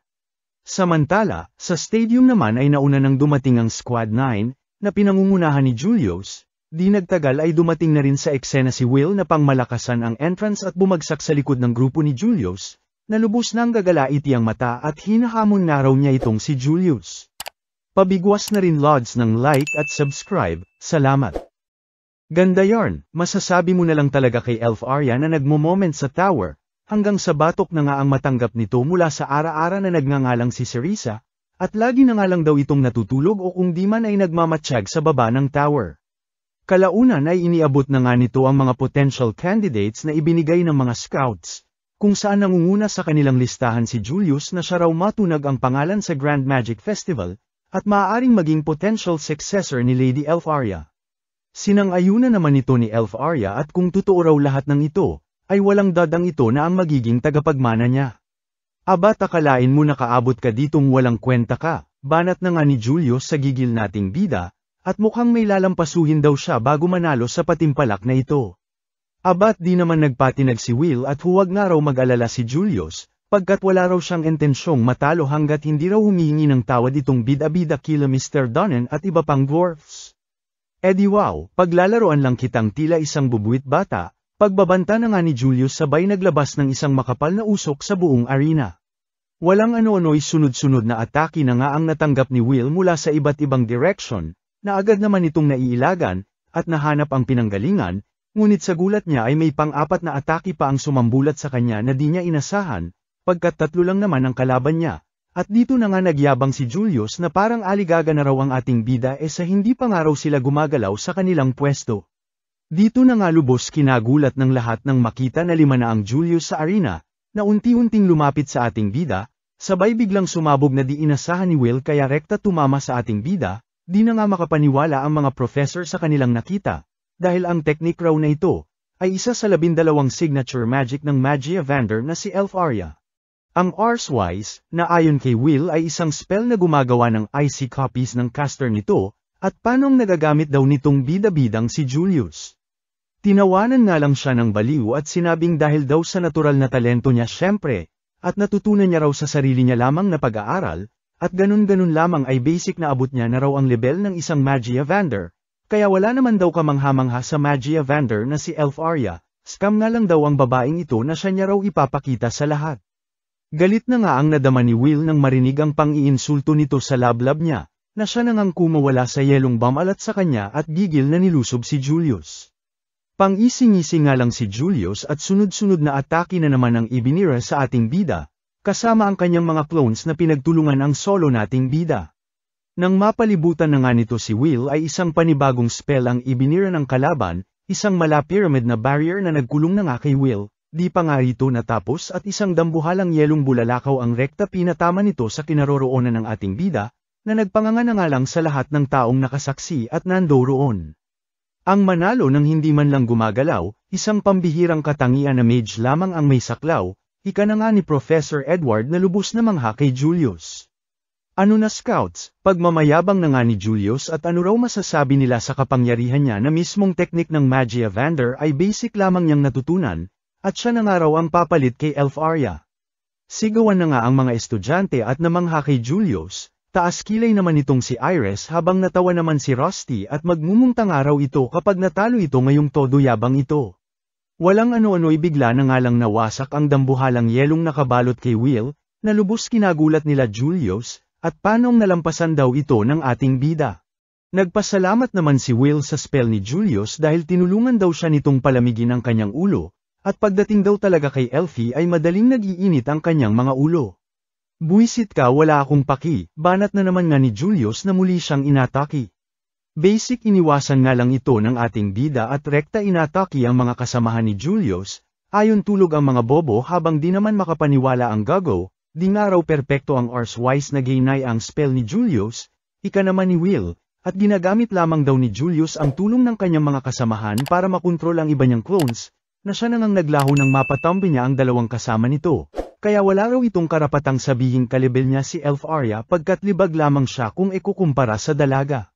Lubos kinapike na nga ito ni Julius, habang pinakita naman si Elf Arya sa tower, na marahil pwede nga raw niyang maging successor si Julius, ngunit hindi raw tagapagmana ang hinahanap niya, kundi ay isang espada na siya niyang makakasama ayayayayayayayayay sana all na naman sa'yo Will.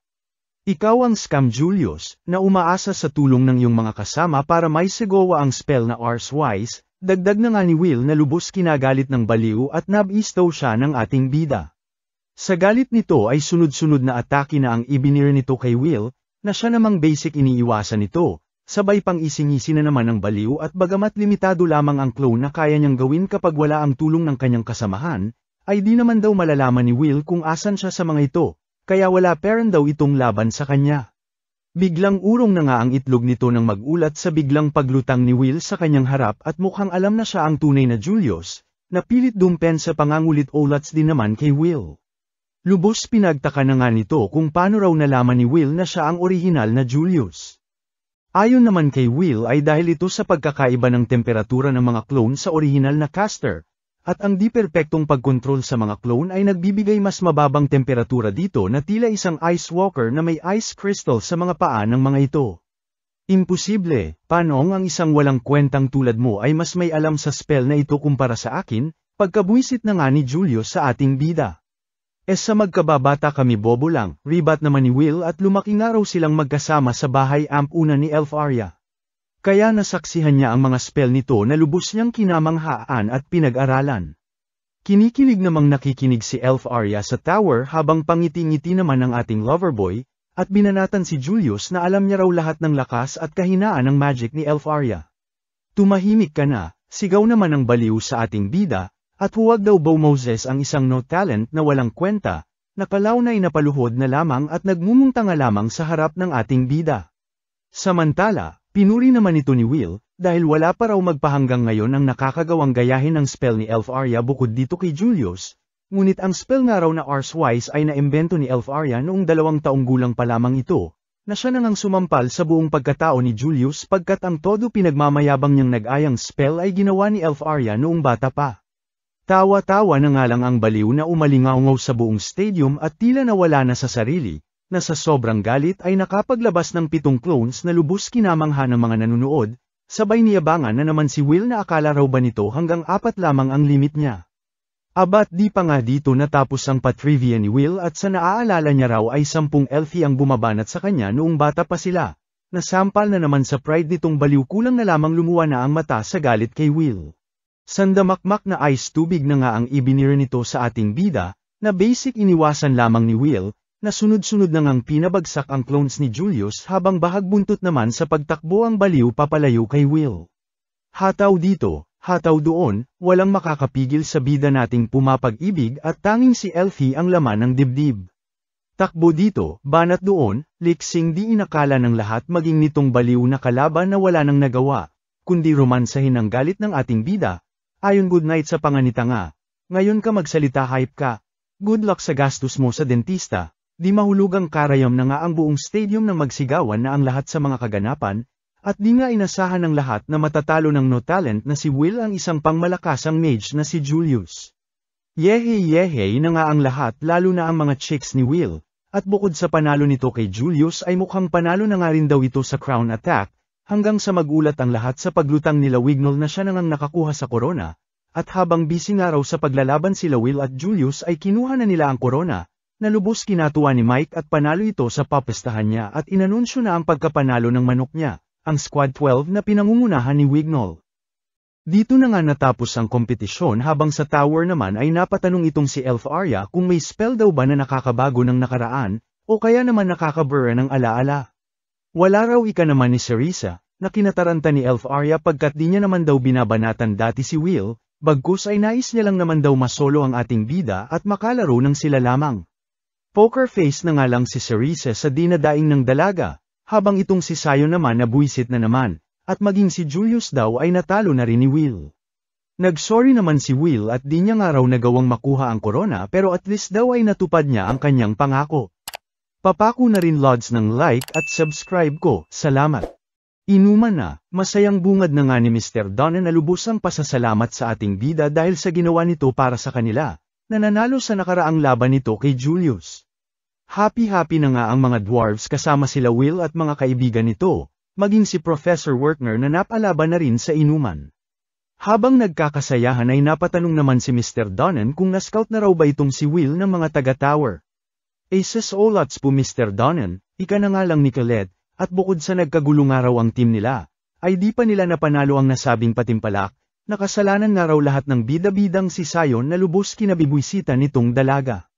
Speaking ng ka-teammate nyo, asan nga pala yung baliw na yon? Tanong na nga nila kay Will. Ayon naman sa ating bida ay inimbitahan nila ito ngunit binara lamang sila at mainit na naman ang ulo. Change topic na nga lang itong si Mr. Donnan at ang importante raw ay nanalo itong si Will at nakuha na raw nila ang pagsorry ni Julius, na siya nang naghuhugas ng plato at nag-uuruminta daw sa may lababo, at nagrereklamo kung bakit kailangan niya pa raw magtrabaho sa nasabing bar.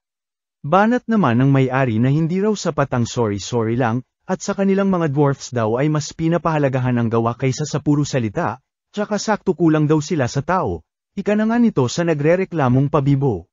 Buisit na yan di na nga ako na-scout dahil sa Will na yan tas ngayon tinalo ko pa si Princess Sarah na ipinatapon sa chimney, panggigigil na nga ni Julius na todo effort din naman sa kanyang trabaho, pang-ising-isi naman sila Colette sa tabi at buti nga raw dito kay Julius habang pag-aalala naman ang nadama ni Professor Wertner lalo na raw ngayong nasaksihan na ng lahat ang kakayahan ni Will.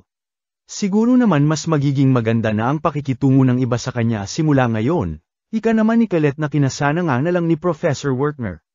Siyang tunay nga kinabukasan ay nangyari na ang pinag-aalala ni Professor Wertner, at kaliwat ka ng estudyante na ang nagpakita ng interes sa ating bida at gusto siyang makasama sa kani-kanilang grupo para sa gaganaping dungeon exploration sa buong linggo. Dito na nga napagtanto ni Colette ang ibig sabihin ng kanilang professor habang ang bida naman natin unti-unti nang na-corner ng mga makukulit na estudyanteng siya ay pinag-aagawan. Biglang singit na nga si Colette at ano raw paganap ng mga ito na lubos ng maliit kay Will dati, tas ngayon parang wala lang nangyari abat ubod daw ng kakapal ng mga kupal. Tsaka tignan nyo nga, gay na galit nyo lamang si Will, dagdag pa nga ng dalaga. Ngunit taliwas sa sinabi ni Colette ay saya naman ang nadama ng ating bida, at ang daming araw nag-iimbita sa kanya, at ganito raw pala ang pakiramdam ng marami ang kaibigan. Napasusmeriesep na nga lang si Colette at ano pa nga raw ba aasahan mo sa taong pinagkaaitan ng kaibigan all this time, di naman nagpaawat ang makukulit kaya para matigilan na ang mga ito ay muling pumagit na si Colette at sinabi sa mga estudyante na may mga plano na raw sila ni Will bukas. Pakabalik sa dorm ay di na nga maitago ni Colette ang hiya sa kanyang nagawa, at nadala nga lang daw siya ng bugso ng pagkakataon.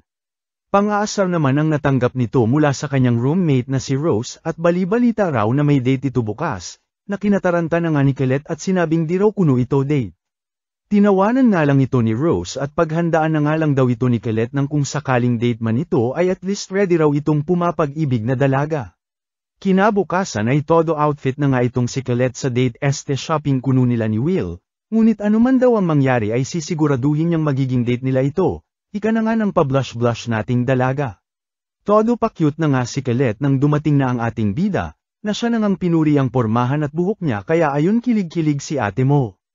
Di pa man nananamnam ni Colette ang kilig niya ay bigla na lamang dumating sa eksena si Rusty, sabay nag-sorry at na-late daw siya.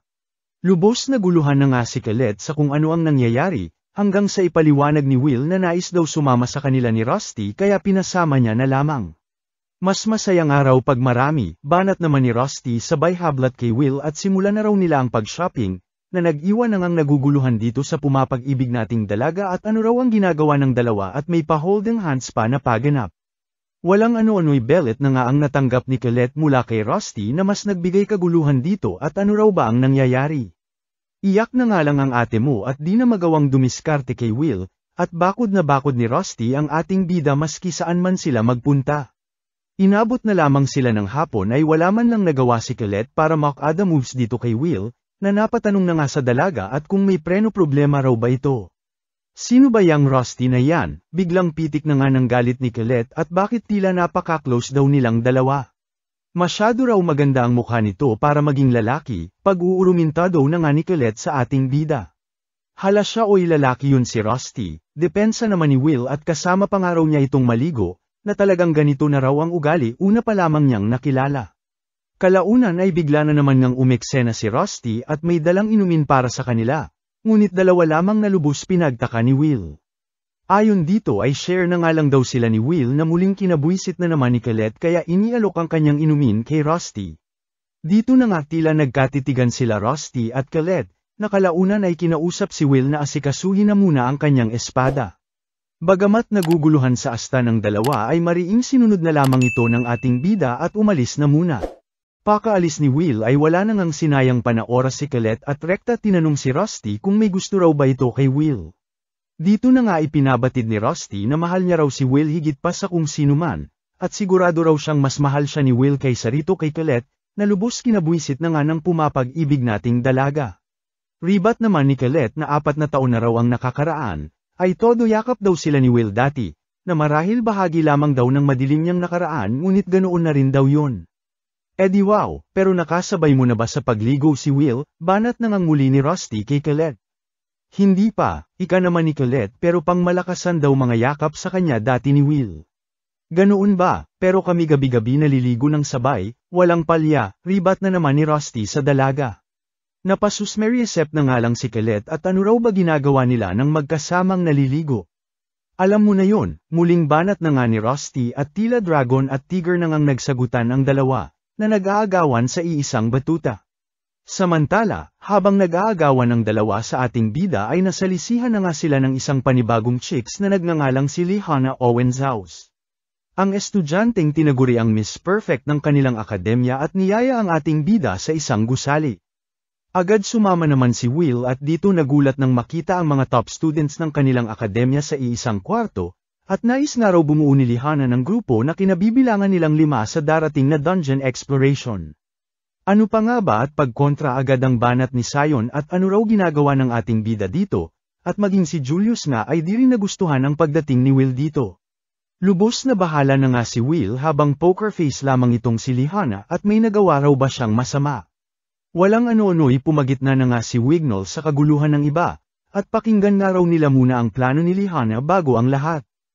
Ayon kay Lehana ay may natatanging abilidad daw si Will na wala sa kanila, na lahat naman siguro ay nakasaksi sa nakaraang Grand Magic Festival paliwanag na nga nito, di naman nag-atubiling questionin ito ni Julius at alangan daw siya sa iminumungkahi ni Lehana, at sa isang no talent daw na maging simpleng paggamit ng search spell lalo na sa dungeon ay siguradong magiging problema lamang daw nila kung nagkataon. Agad sinang-ayunan naman ito ni Sion at ayaw niya nga raw makasamang muli sa grupo itong si Will. Binara naman ito ni Wignall at tinalo pa raw ng mga ito ang manok na puro putak lamang, at di lang daw matanggap na natalo sila ng ating bida. Sa lakas, sa liksi, aminin man daw nila o hindi, binisak lamang daw sila ng espada ng ating bida. At kung siya nga raw ang tatanungin, bukod dito kay Lihana na lubos niyang nererespeto, ay mas pipiliin niya ang tinatawag nilang no talent kaysa sa kanilang dalawa, na lubos kinabwisit na nga ng dalawang tanga. Pinabatid na nga ni Lihana ang layo niyang marating ang tower ng kasama sila, at malampasan ang kanyang kasalukuyang estado. Pinagtaka naman ito ni Will pagkat na-scout na nga raw itong si Lihana sa nakaraang Grand Magic Festival at sigurado na ang advancement sa kanilang graduation, kaya bakit pa raw ito nag-e-effort ng ganito? Ayon naman sa dalaga ay hanggat nananatili sila sa akademya ay isa lamang silang basura, lalo na sa mata ng iba. Gaya niya na nagmula pa raw sa pamilya Owenzaus, na wala pa ni sa talampakan ang naabot na tagumpay, di nga raw sapat ang makapunta lamang sa tower, bagkus ay kailangan niya raw maging Magia Vander. Siguro naman lahat daw sila ay may kanya-kanyang ambisyon, at kung pare-parehas nga raw sila ng layon, ay ilagay nila ang kanilang mga coin sa cup na nasa kanilang harapan. Isa-isa na ngang naglagay ng coin ang mga ito sa cup, maging ang ating bida na muli na namang nabuhay ang dugo at nagustuhan ng layon ng nasabing grupo. Balik sa akademya ay todo lecture na nga ang mga professor ukol sa papalapit na dungeon exploration, kung saan pansamantalang bubuksan ang ika-7 palapag hanggang sa pan-10 palapag ng dungeons, para makalakam sila ng credit sa pamamagitan ng pagtalo ng mga halimaw na nakapaloob dito. Pinaalalahanan naman sila ni Professor Edward na maaari nila itong ikamatay, kagaya na lamang last year na may 4 na estudyante raw ang namatay dahil sa nak-in ng mga halimaw, bagamat nandoon naman daw sila sa tanan ng examinations ay di ibig sabihin na walang mangyayaring masama kung nagkataon lalo na sa kalaliman ng dungeon. Huwag daw padalos-dalos, huwag daw bida-bida, at lalong huwag daw puro Magia Vander ang nasa isip, sabay titig na nga nito kay Will na tila pinatatamaan ng ating bida, di nga nagtagal ay nagsimula na ang kanilang dungeon examination, kung saan pinagtaka ni Lihana kung bakit nasa grupo raw nila si Colette sa wala raw siyang natatandaang inimbitahan niya ito. Ay basta kung nasaan si Will, nandoon din ako, ribat na nga lang ng dalaga, habang itong si Rusty naman di raw sa kanila makakasama pagkat natoka raw sila sa base camp. Okay lang daw ika naman ni Will at baon niya naman daw lahat ng magic items na gawa ni Rusty. Bago magsimula ay may pa-orientation muna ang mga professor, na ang time limit daw ng exam na ito ay 1 linggo, kung saan layo nilang makasurvive sa nasabing dungeon sa tanan ng oras na ito. Kada palapag ay may base camp raw na nakamarka sa kani-kanilang mga mapa, na siya nilang pupuntahan kapag tapos na ang exam o kaya naman sila ay sumuko na. Ngunit bago yan mga lods ay pabanat na muna ng like at subscribe ko dyan, hihi, salamat. Damay nyo na rin po TikTok at Facebook ko andyan link sa profile ko. Nalaman ni Lord Carriet na magsisimula na ang all-student practice exam. Nagulat siya kasi hindi naman siya nag-sign up bilang representative ng Magia Vander. Wala siyang choice kundi tanggapin, kahit nagtataka siya kung bakit hindi pa bumabalik ang hari nila mula sa expedition, lalo na't halos bumigay na ang barrier. Sa exam naman, agad lamang ang team ni Lina pag-start pa lang. Determinado naman si Will na manalo para makapunta sa tower at makita si Elfie. Walang ano-ano'y nag-signal si Lina kay Wignall na gumamit ng wind spell. Tinangay silang lahat hanggang sa mahulog sa bangin, pero pinigilan niya ito bago pa sila bumagsak. Sa kung saan ay biglang lumitaw ang mga Crimson Ants kasama ang buong swarm. Hinanda niya agad ang kanyang espada, pero pinigilan siya ni Lina at ito na raw ang bahala. Galing kasi ito sa pamilya ng mga knight, kaya sanay ito sa close combat spell casting. Naalala naman ni Will ang turo noon sa kanila na ang pinakamahalagang spell sa dungeon ay ang search, dahil mabilis nitong natutukoy ang mga monsters o anomalies. Sa kasamaang palad ay hindi niya ito kaya lagi siyang nauunahan. Nakaisa naman siya ng isang monster, pero agad namang nilinis ni Wignall ang buong lugar gamit ang spell nito, na siyang mainit ang mata sa ating bida at tutol na isama si Will noon pa man, at ngayon kitang-kita raw kung gaano kaina ang ating bida sa dungeon fights. Depensa naman ni Lina, na baka hindi pa lang raw na ipapakita ni Will ang totoong skills dahil puro weak monsters pa lang ang lumalabas. Si Julius naman, diretsyong sinabi na pabigat lang si Will dahil hindi ito marunong ni Ultimo Search na spell. Di tulad ng ibang mga mages, napipilitan ang ating bida na mamulot lang ng monster drops para patunayan ang kills niya, kaya bumabagal lalo ang team. Tinanong ni Colette kung ayos lang siya. Ayon naman kay Will ay okay lang daw siya, alam niya namang magiging liability siya, kaya susubukan na lang niyang maging useful kahit papaano. Pero kahit tuloy-tuloy ang progress ng team sa dungeon, wala pa rin siyang nagagawang kapaki-pakinabang. Di nagtagal ay nagdesisyon si Lina na magpahinga muna sila.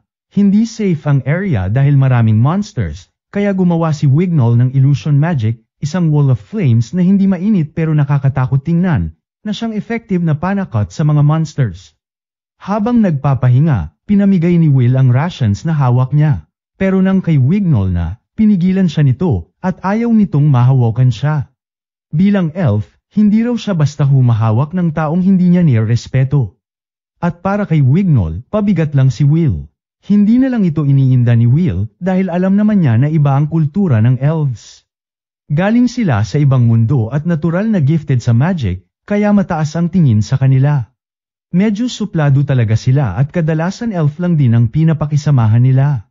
May impluensya rin sila sa Magia Vander dahil isa sa kanila ang Elven Queen. Kalaunan ay pinaalala ni Lina ang kanilang plano, ang ultimate goal ay talunin si Neb Ares, ang boss na nagbabantay sa 10th floor. May katumbas na mahigit 100 credits pero delikado at madalas may estudyanteng namamatay dahil dito. Gusto niyang maghanda sila pagdating ng laban. Pumayag si Wignall pero inis na sa kakalaban ng Whip Monsters, kaya iminungkahi niyang dumiretso na sila sa boss. Sumang-ayon si Lina at sinabi na dadaan sila sa pinakamaikling ruta para makatipid ng magic, saka na lang sila maghuhunt ulit ng monsters pagkatapos. Medyo kinakabahan si Will sa boss fight pero wala siyang choice. 5 credits lang ang nakuha niya sa araw na yun, kaya kailangan niyang bumawi kung gusto niyang makapasa sa exam. Habang papunta sila sa 10th floor, ipinakita naman ng mas malalim na bahagi ng dungeon kung saan dalawang misteryosong karakter ang nag-uusap at isa sa kanila kakapatay lang ng mga estudyante. Balik sa grupo, nagtataka si Julius kasi maraming bangkay ng monsters sa paligid pero wala naman ibang teams na nakikita sa paligid. Nang silipin ni Will, napansin niyang walang bakas ng magic sa mga katawan, ibig sabihin, pinatay sila ng pisikalan. Pinili nilang huwag pansinin muna at mag-focus na lang dahil nasa harap na ang kuta ni Neb Ares. Habang papalapit sila, nanatiling nangangamba si Will. Tahimik ang dungeon, masyadong tahimik para sa isang boss area. Dapat nakaharap na nila si Neb Ares, pero wala pa rin. Nang itaas niya ang lantern, laking gulat niya nang makita na patay na ang floor boss. Ang ibig sabihin, kung sino man ang pumatay nito, ay posibleng nandito pa. Agad nag-utos si Lina na gumamit ng search, pero walang nakita. May limits pa rin kasi ang spell na yun, hindi na-detect ang traps, counter spell users, at may mga monsters din na kayang umiwas. Kaya nag-focus si Will sa senses niya at narinig ang tunog mula sa itaas.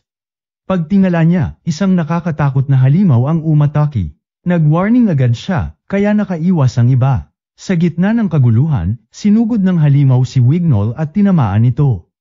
Ngayong alam na ng lahat kung nasaan ang kalaban, ay nagsimula silang mag-cast ng spells. Pero bago sila makalaban ng maayos, sinira ng halimaw ang sahig at bumagsak ang buong grupo sa kailaliman ng dungeon. Si Will lang ang nakareact sa oras. At dahil unconscious si Wignall, agad siyang tumakbo para siguraduhin na mabubuhay ito sa pagbagsak. Pagbagsak ni na Will at Wignall, napunta sila sa isang pulang area ng dungeon, ibig sabihin nasa 11th floor na sila. Napansin ni Will na malubha ang sugat ni Wignall kaya gusto niya itong gamutin, sabay pakita rin kila Sheehan at Julius na takot dahil ang 11th floor ay danger zone, na para lang sa high mages. Sa kabilang banda, si Lina at Colette naman ang magkasama at magkakahiwalay silang lahat. Nagising si Wignall matapos marinig ang pagbagsak ng higanteng ahas na pinatay ni Will. Nabigla siya kasi hindi niya akalain na kaya nitong pumatay ng ganun kalakas na halimaw. Pero nang nilapitan siya ni Will para tulungan, tinabig lang niya ang kamay nito. Sinabi niya na ayaw niyang mahawakan ng isang supot. Hinimok siya ni Will na magpagamot kahit ayaw niya. Habang nagpaplano, naisip ni Will na nasa alanganin silang sitwasyon. Bukod sa sugatan si Wignall, sira pa ang mga gamit nila, at hiwa-hiwalay sila sa grupo. Mabuti na lang at dala niya ang ilang magic items at food rations, pero hindi sapat kung hindi nila mahahanap ang iba. Sinabi niya kay Wignall na kailangan nilang kumilos, pero ayaw nitong gumalaw at gusto lang maghintay ng tulong. Kinontra ito ni Will at imposibleng dumating agad ang rescue lalo't may snake monster na gumagala sa dungeon. Samantala, sa base camp naman ay nagkagulo at tinambangan ito ng mga halimaw. 2 professor ang pinatay ng brutal at nawalan din sila ng contact sa 9th at 10th floor. Dahil dito, kanselado na ang practice exam. Agad bumaba sina Wertner at Edward para tulungan ang mga estudyante. Balik sa 11th floor, tuloy sa paglalakbay sina Will at Wignall. Aligaga naman si Wignall at paulit-ulit siyang nagkakas ng search na siyang pinayuhan ni Will na huminahon dahil mauubos agad ang mana nito. Ipinaliwanag ni Will na kaya niyang ma-detect ang mga monsters hanggang 70 meters gamit ang senses niya, habang si Wignall ay umaabot ng 200 meters gamit ang search. Kaya pwede silang magtulungan. Nagulat si Wignall kung paano kayang maging kalmado ni Will. Pinaliwanag ni Will na sanay na siya dahil madalas siyang ma-stranded sa dungeon dati para makabawi ng credits, kaya alam na niya ang halos lahat ng monsters dito. Walang ano-ano bigla siyang may naramdaman, at napapalibutan na nga sila ng mga orcs. Agad niyang sinabihan si Wignall na asikasuhin ang nasa likod habang siya ang bahala sa harap. Gumamit ng wind spell si Wignall at na-knockdown ng isang orc, pero bumalik ito agad. Sa sobrang taranta, gumamit siya ng illusion magic pero hindi tumalab. Nagsisigaw siya habang papalapit ang halimaw. Mabuti na lang, mabilis na umatake si Will at binasek ang orc. Ipinaliwanag niya na bulag ang mga orc dito kaya hindi effective ang illusion magic. Pinuri pa niya si Wignall bilang talented elf, pero biglang nag-moment na sa totoo lang daw, kahit sa lahi nila, ay isa rin daw siyang failure. Sa lahat ng elves na pumasok sa academy, si Wignall lang ang naiwan matapos ang 6 na taon. Lahat ng iba nakapag-ascend na sa tower, kaya naman maliit ang tingin sa kanya ng kanyang mga kalahi, dagdag pa ang illusion magic niya, na normally, kaya ng elves gawing totoo at mahawakan ang illusions nila, pero yung kay tanga, ordinaryong illusion lang, walang kwenta. Si Will naman, hindi maintindihan kung bakit failure si Wignall, top 3 student naman ito. Pero sa academy, kahit anong taas ang rank mo, kung hindi ka napipili ng tower, ibig sabihin hindi ka sapat. Ganun din ang pananaw ni Lina, kahit siya ang number 1, wala rin itong halaga sa malawak na mundo kung hindi siya matatawag ng tower. Hindi na nga ito bago para kay Wignall, katulad ng kapatid niyang si Eleanor, na sobrang mahal niya. Na siyang unang beses palang humawak ng wand, ay nagawa na nitong gumamit ng magic na pang queen level. Doon siya napiling maging susunod na elf queen at kinuha palayo kay Wignall.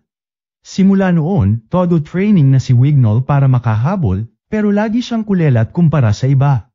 Dahil doon, lumaki ang insecurities niya at natutong maliitin ang ibang mages kagaya ni Will. Inaasahan niya na pagtatawanan siya ni Will matapos marinig ang storya niya, pero nagulat siya nang ngumiti ito. Dahil nakikita ni Will ang sarili niya sa kanya. Sinabi pa ni Wignall na pabigat lang siya at mas mabuting iwanan na lamang siya nito. Pero tumayo si Will at siniguradong hindi niya ito iiwan. Hindi raw siya pabigat, lalong-lalo na at naniniwala raw si Will na magaling na elf si Wignall, at handa siyang protektahan nito. Ilang minuto lang, sina Will at Wignall ay lumalaban sa mga monsters sa floor na to, lahat level 5 pataas. Normally, sobrang hirap na dapat nito para sa iba, pero binasek lamang ng ating bida. Pagkatapos, bumalik siya kay Wignall para siguraduhing ayos lang ito. Naguluhan na nga si Wignall kung bakit pinapahamak pa ni Will ang sarili niya para sa kanya. Ngunit simple lang ang sinagot ni Will, at ito ay dahil naniniwala raw siyang mabuting elf si Wignall. Walang ano-ano biglang may narinig si Will sa paligid. Agad gumamit si Wignall ng search, pero walang nakita. Hanggang sa nagulat na lamang sila nang may lumabas na mga nilalang na tinatawag na Balers, na sobrang hirap patayin dahil immune sa physical attacks at halos hindi tinatablan ng magic. Tanging illusion magic ng elves lang ang tatalab sa kanila. Kaya sinabi ni Will na kailangan niya ang tulong ni Wignall. Kinain naman ng takot itong si Wignall, at sinabing defective ang illusion magic niya at siguradong magkakamali lamang siya. Pinakalma siya ni Will at sinabing okay lang magkamali. Dahil kung takot silang sumubok, ay kailanman hindi sila makakausad. Dagdag pa niya na hindi siya pwedeng mamatay, dahil may pangarap siyang makarating sa tower at makita ulit si Lablab Elfie niya. Di nagtagal ay muling lumaban ang ating bida at hinarang ang mga Bailers, pero walang epekto ang espada niya. Dahil dito ay napilitang mag-cast ng spell si Wignall pero pumalpak lamang. Akala niya tuloy ay katapusan na nila, hanggang sa biglang dumating si Kiki, gumawa ng shield, at binigyan siya ng oras. Sumigaw si Will na maniwala lang siya sa sarili, at dahil ito ang unang beses na may naniwala kay Wignall, nagkaroon siya bigla ng lakas ng loob. Sa wakas, nagawa niyang makast ng maayos ang illusion magic niya, isang buong forest na kumain at pumatay sa lahat ng Bailers. Pagkatapos ng laban, lumuhad si Wignall at humingi ng tawad kay Will sa naging ugali niya dati. Pero ngumiti lang si Will at sinabing senadorda na lamang siya ng Gcash kaysa magpasalamat, hanggang sa nagkamay sila bilang tanda ng bagong pagkakaibigan. Pagkatapos, nilabas ni Will ang magic map na gawa ni Rusty, na siyang nag-auto-generate ng mapa ng dungeon. At dahil si Kiki ay nakakaamoy ng scent, amoy nila Colette at Shan, na siya na nga nilang sinundan para mahanap ang dalawa. Samantala, sina Julius at Sheehan ay pinakitang naglalakad naman sa dungeon. Nauhaw bigla si Julius kaya humingi siya ng tubig, pero kinontra ni Sheehan at sinabing tipirin daw nila ito dahil mahalaga ang tubig dito. Sinabi niya kay Julius na gumawa na lang ng yelo gamit ang magic, pero sagot ni Julius na sayang din ang mana, na siya nang nauwi sa away ng dalawa bago sila kumalma. Nang gumamit si Julius ng search, ay wala namang nakita kaya naging kampante ito. Hanggang sa bigla siyang hinayla ni Sheehan. Pinaliwanag ni Sheehan na hindi laging reliable ang search spell, lalo na at may mga demons na hindi na-detect nito. Gumamit siya ng heat sensing at nakita ang mga evil sentinels na paparating at hindi lang isa, kundi 12-dosenang kalaban. Dahil dito, nagpa siya si Sheehan na lumaban kahit pinipigilan siya ni Julius. Gusto niyang patunayan na kaya niyang talunin ang sentinels, ang parehong halimaw na binasak siya dati. Kasabay nito, sinalakay din ng sentinels ang base camp, nagpanik ang mga estudyante pero nailigtas sila ni Professor Edward. Agad niyang inutos na umatras ang lahat papuntang 6th floor. Dumating naman si Workner sakay ng isang Sky Racer para isama si Edward at iligtas pa ang ibang estudyante.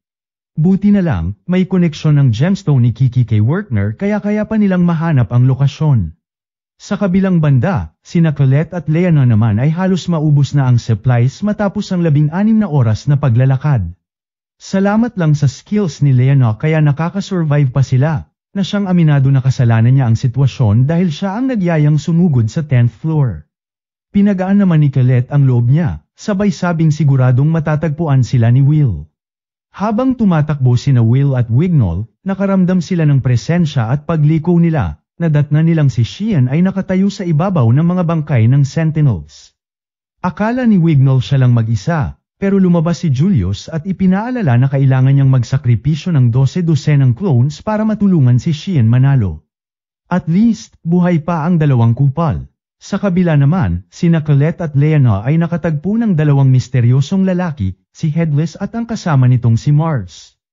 Inamin mismo ni Headless na sila ang pumatay sa ibang professors at plano nilang sirain ang barrier na nagpoprotekta laban sa Celestials. Walang ano-ano'y biglang umatake si Headless para wakasan na ang mga bata, buti na lang ay dumating si Will at nasalo ang Slash. Sinugod niya si Headless pero agad siyang tinabig ng malakas na blast. Bago pa lumala ang laban, hinayla ni Mars ang kasama niya at iniwan ang mga estudyante, sabay bukas ng teleportation gate para sa ibang plano. Hindi nagtagal, biglang nag-teleport pabalik ang halimaw mula sa 10th floor na tinawag nilang si Duke. Na siyang halos ikamatay nila lahat sa unang energy blast pa lamang nito. At dahil hindi sila handa sa laban, iniutos ni Will na umatras sila sa likod. Pero bumida-bida si Wignall para hadlangan si Duke gamit ang illusion magic nito. Naglabas siya ng napakalaking root wall, ngunit walang epekto, at dinurog nga lang ito ni Duke gamit ang lakas nito. Dahil sobrang lapit na ni Wignall, mabilis na tumakbo si Will para iligtas siya bago tamaan ng blast. Di na nga sila makapaniwala at nagtanong si Colette kung anong klase raw ba ng halimaw yun. Ipinaliwanag naman ni Will na ito ay isang Evil Grand Duke, isang Greater Demon na karaniwang nasa 25th floor. Kaya nakakapagtaka kung bakit nandito ito. Sabi naman ni Leona, baka may kinalaman ang mga Evil Mages na nakasalubong nila kanina. Ang masama pa, inutusan ni Duque lahat ng demon-type monsters sa area na hanapin sila. Dahil dito, nagsimulang magpanik si Julius at sinisi na ni Leona ang sarili dahil sa sitwasyong kinahantungan nila. Dito na nga nagsalita si Will at sinabi na wala silang ibang choice kundi lumaban. Kung matatalo nila ang leader, ay siguradong maaapektuhan ng mga demons at magkakaroon sila ng tsansa na makatakas. Ngunit para kay Julius, ay reckless daw ang plano at imposibleng manalo sila. Salungat naman dito sina Wignall, Colette, at siya na siyang nagpasya na magtiwala kay Will. Kahit may alinlangan si Leona, inamin niyang kaya niyang ipagkatiwala ang leadership kay Will. Kontra naman si Julius at ayaw pa rin, pero pinakiusapan ni Will, at sinabing kailangan niya mismo ang tulong ni Julius dahil siya lang ang kayang gumamit ng teknik ni Elf Arya. Maya-maya, sinimulan na nila ang kanilang plano. Tumakbo si Will para akitin si Duque, habang si Julius naman nasa mataas na ledge at nagcast ng spell. Tinire siya agad ng blast ni Duque pero clone lang pala yun. Sunod-sunod na clones ang lumabas, kahit pa masira ang iba, at ito nga ang sekreto ng teknik, na kahit ma-interrupt, tuloy pa rin ang spell hanggang makumpleto ang advanced magic na normal ay imposible gawin. Bagamat epektibo ay nahirapan naman si Julius na mag-maintain ng clones. Isa-isa nang nadudurog lahat kaya napilitan siyang lumabas para tapusin ang spell niya. Dito na nga sumigaw si Will at sinabi sa lahat, na gawin nila lahat para mapabagal si Duque. Sabay-sabay silang umatake, sina Colette, Will, at Sheehan, pero halos wala pa ring epekto sa halimaw. Alam ni Will na hindi basta-basta matitinag ang mga pakpak nito, pero kailangan lang nila ng distraction. Tumalon si Will papunta sa pakpak, na siyang umalag kay Duque, pero agad din siyang naitaboy. Kahit mahina ang damage, ang mahalaga ay mabigyan ng oras si Julius. Ayun nga at natapos din ni Julius ang spell niya at naglabas ng napakalakas na icicle bombardment. Tinamaan si Duque ngunit kahit sugatan, hindi pa rin bumagsak. Aminado si Will na hindi sapat yon, pero sapat na para gawing vulnerable ang halimaw kay Leona. Tumalon si Leona para sa final strike, pero bigla siyang natama ng barrier na siyang malamang gawa ng mga e-wheel mages. Dahil sa delay, nawala ang chance niya at nakaganti agad si Duque. Agad tumakbo si Will para iligtas siya, pero di niya kayang takasan lahat ng blast. Tinawag niya si Kiki para mag-shield, pero nasira rin pati goggles na bigay ni Elfie. Dumating sina Wertner at Edward sa 11th floor, nagtataka kung bakit may Grand Duke sa ganitong level. Pero wala silang magagawa kundi umasa na makasurvive muna ang grupo. Samantala, nahulog si Will matapos masalo ang atake kaya nagmadaling lumapit ang lahat. Okay lang daw si Leona, pero halatang si Will ang pinakatinamaan, dagdag pa na nawasak ang regalo sa kanya ni Elfie. Samantala, unti-unting nakalabas si Duque mula sa yelo, gusto na sanang sumugod ulit ng lahat pero pinigilan sila ni Leona at sinabing tumakas na sila kasama si Will, at siya na lang ang magpapaiwan para makabawi sa pagkakamali niya. Agad tumutol si Colette, ngunit ayaw nang umatras ni Leona. Biglang lumapit si Wignall at sinabing lalaban din siya, at para sa kanya, bukod kay Leona, ay si Will lang ang taong iginagalang niya kaya handa siyang magsakripisyo para rito. Sabay na nga silang umatake, ginamit ni Wignall ang magic niya para atali si Duque at ipakita ang core, habang si Leona naman ay naghanda para sa isang pangmalakasang atake. Sa kasamaang palad ay biglang nakawala si Duque at itinapon siya palayo. Halos mawalan ng pag-asa si Sheehan sa nakita, at sigurado raw siyang mamamatay sina Leona at Wignall. Gusto na sana niyang tumakas, ngunit natigilan nang makita si Will, nanginginig at halos hindi makagalaw dahil wala na siyang goggles. Dahil dito ay nakiusap si Will kay Sheehan na suntukin siya para magising. Sakto naman galit na galit si Sheehan at sinisi siya sa lahat ng nangyari, kaya binugbog siya nito. Pero imbes na lumaban, tiniis lang ni Will hanggang sa makabalik siya sa sarili. Nagpasalamat pa siya kay Sheehan dahil sa wakas, kaya na niyang gumalaw ulit. Nalito si Sheehan nang makita si Will na nakangiti kahit kanina lang ay todo nanginginig pa ito. Paliwanag naman ni Colette, natatakot pa rin daw si Will, pero mas malakas ang takot niyang mawala ng mga kasama kaysa sa halimaw na kanilang kaharap. Kaya kahit nanginginig, lalaban pa rin ito. Lumabas si Colette para sumama kay Will. Habang iniisip nila ang plano, naalala ni Will na ang tanging paraan para matalo ito ay maputol ang mga pakpak ng halimaw. Umatake si Colette gamit ang bato para makuha ang atensyon ni Duque, habang si Will tumalon pataas para sa isang pangmalakasang atake. Ginamit ni Colette lahat ng lakas niya para gawing pinakamalakas ang espada ni Will, at siyang tunay nga sa isang hiwa, naputol ang isang pakpak ni Duque. Dahil dito ay hamina na ang depensa ng halimaw. Sakto namang sumugod si Xian sakay ng kanyang guardian, ginamit ang advanced spell na Inferno sa point-blank range. Bagamat malakas ay hindi pa rin bumagsak si Duque, na siyang ikinabahala ni Will at kung ano pa ba raw ang magagawa nila. Walang ano-ano'y biglang bumagsak ang isang yelo mula sa kisame na nanggaling kay Rusty. Doon naalala ni Will ang alaala ng isang babae at umaasang balang araw, mapagsasama niya ang espada at ang wand. Agad siyang nagkaroon ng ideya. Kinuha niya ang espada at inutusan si Xian na mag-cast ng magic papunta sa kanya. Ginamit niya ang spell at pinasipsip sa kanyang espada. Lalo siyang nabalot ng lakas, at sa isang pangmalakasang atake, basic na nga niyang napuksa ang kalabang Grand Duque. Pagbagsak ng Grand Duque, bumigay din ang katawan ni Will sa sobrang pagod. Naramdaman niya ang unti-unting pagkaubos ng lakas niya habang bumabalik sa normal ang espada. Hindi niya alam kung anong klaseng kapangyarihan ang nagawa niya, pero ang mahalaga ligtas na ang lahat. Walang ano-ano'y bigla silang nakarinig ng nakakakilabot na sigawan, mga Ewil Sentinels, na tila paparating para maghayganti matapos mapatay ang Duque. Sa kasamaang palad ay wala ng lakas ang grupo para lumaban pa. Una sanang tatamaan itong si Julius, pero bago pa man siya maatake ng mga ito, ay biglang isang staff ang tumama sa lupa at lumitaw ang 12-dosenang magic circles. Sa isang bagsakan lang, ay natunaw lahat ng Sentinels. Kinagulat na nga ito ni Will, dahil isang high-level annihilation spell yun. Paglingon niya, nakita niya ang grupo ng mga lalaking nakaputing robe.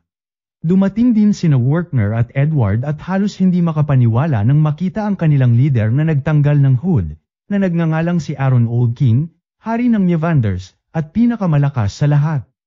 Nagpasalamat si Aaron sa kanila at sinabi na mahusay silang lumaban. Habang abala ang lahat sa kanya, napansin ni Will ang isang batang nakaitim na robe na parang may alam tungkol sa tunay niyang pagkatao. Lumapit ito, at nagpakilala bilang Finn, ang unang formal nilang pagkikita. Samantala, sa kabilang bahagi ng dungeon, masaya ang mga Ewil mages. Kahit natalo si Duque, nakuha nila ang artifact na hinahanap nila. Mabuti na lang daw at hindi nila nadaanan si Aaron, kundi malamang ay tapos na raw sila. Pagbalik sa academy, ay ginanap ang libing para sa 11 propesor na namatay sa exam, na siyang nag-alay ng buhay para protektahan ang mga estudyante. Sa infirmary naman, nagpapagaling sina Will at ang grupo, ngunit patuloy pa rin silang napapaisip kung sino yung dalawang mysterious mages kamakailan. Nahihirapan pa rin si Colette tanggapin ang pagkamatay ng mga propesor, pero sabi ni Leona, dapat magpasalamat pa rin sila na buo pa ang team nila, at proud siyang nakalaban at nakasama ang lahat. Biglang umingay ang tiyan ni Leona kaya inalok siya ni Colette ng mansanas na dala para kay Will. Di naman nagpaawat si Leona at kinain ito hanggang maubos lahat. Natulala na lamang si Colette hanggang sa natawa naman si Leona at depensa nito na sa close combat fighter daw siya na siyang malakas kumain daw ng kanyang stamina. Change topic na nga itong matako na dalaga at pinuri si Will, sinabi nito na kung hindi raw dahil sa mabilis na desisyon at tapang ni Will, ay hindi sila makakalabas ng buhay sa dungeon. Nagpasalamat siya, pero nagpa-humble lamang si Will, at sinabing team effort daw yun at hindi niya magagawa ng mag-isa. Biglang sabat naman si Julius, pinaalala na muntik na raw silang mamatay nung sandaling natakot si Will. Reklamo pa nito na pinagawa raw siya ng sobrang daming clones. Nabwisit naman dito si Colette, sabay binusala ng mansanas ang bibig ni Julius para tumahimik na. Habang nagtatawanan sila, tinanong naman ni Xian si Will tungkol sa kakaibang kapangyarihan na ipinamalas nito sa dungeon. Pati si Colette curious din kasi parang iba yun sa normal na enchantment. Si Julius bida-bida na naman at sumigaw, kung bakit hindi raw agad ginamit ni Will yung powers niya na yun para hindi sila muntik mamatay, at sa pagkakataong ito, si Kiki naman ang nabwisit at kinalmot siya. Maging si Xian ay sumang-ayon din, at kung nagamit niya sana ito ng maaga, ay baka mas madali sana ang mga kaganapan. Naguluhan naman si Will dahil maging siya raw ay wala masyadong maalala. Nablangko lang ang isip niya tapos parang instinct na alam niya agad gawin. Suggestion naman ni Colette na baka may alam daw sina Werner at ibang propesor, kaya dapat itanong na lamang sa kanila. Na-curious naman si Will sa batang nakasalubong nila sa dungeon na nagngangalang si Finn. Paliwanag ni Wignall, galing daw ito sa Finn tribe, isang lahi na hindi makagamit ng magic pero eksperto sa dungeon. May kontrata raw sila sa Magic Tower para maging guides ng mga malalakas na mage. Dahil dito ay lalong naging interesado si Will, hindi lang sa sarili niyang kapangyarihan kundi pati sa batang yun. Samantala, bumalik na si Finn at nakipagkita kay Cauldron.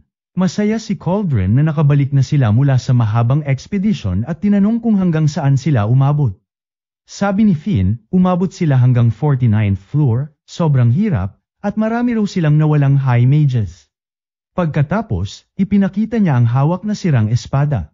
Nabigla si Cauldron dahil iyon pala ay espada ng isang mage slayer. Ayon kay Finn, hindi natural na spawn ang mga yon, kundi gawa ng eksperimento ng kanilang mga kalaban sa dungeon. Iniwan niya kay Cauldron ng espada para ma-analyze at sinabing babalik agad siya sa dungeon ayon sa utos ni Aaron. Pero bago umalis, seryoso siyang nagtanong at bakit hindi raw sinabi ni Cauldron ang kahit anong impormasyon tungkol kay Will. May deal kasi itong si Finn at Cauldron na ang wands ay sakop niya, habang swords naman ay kay Finn.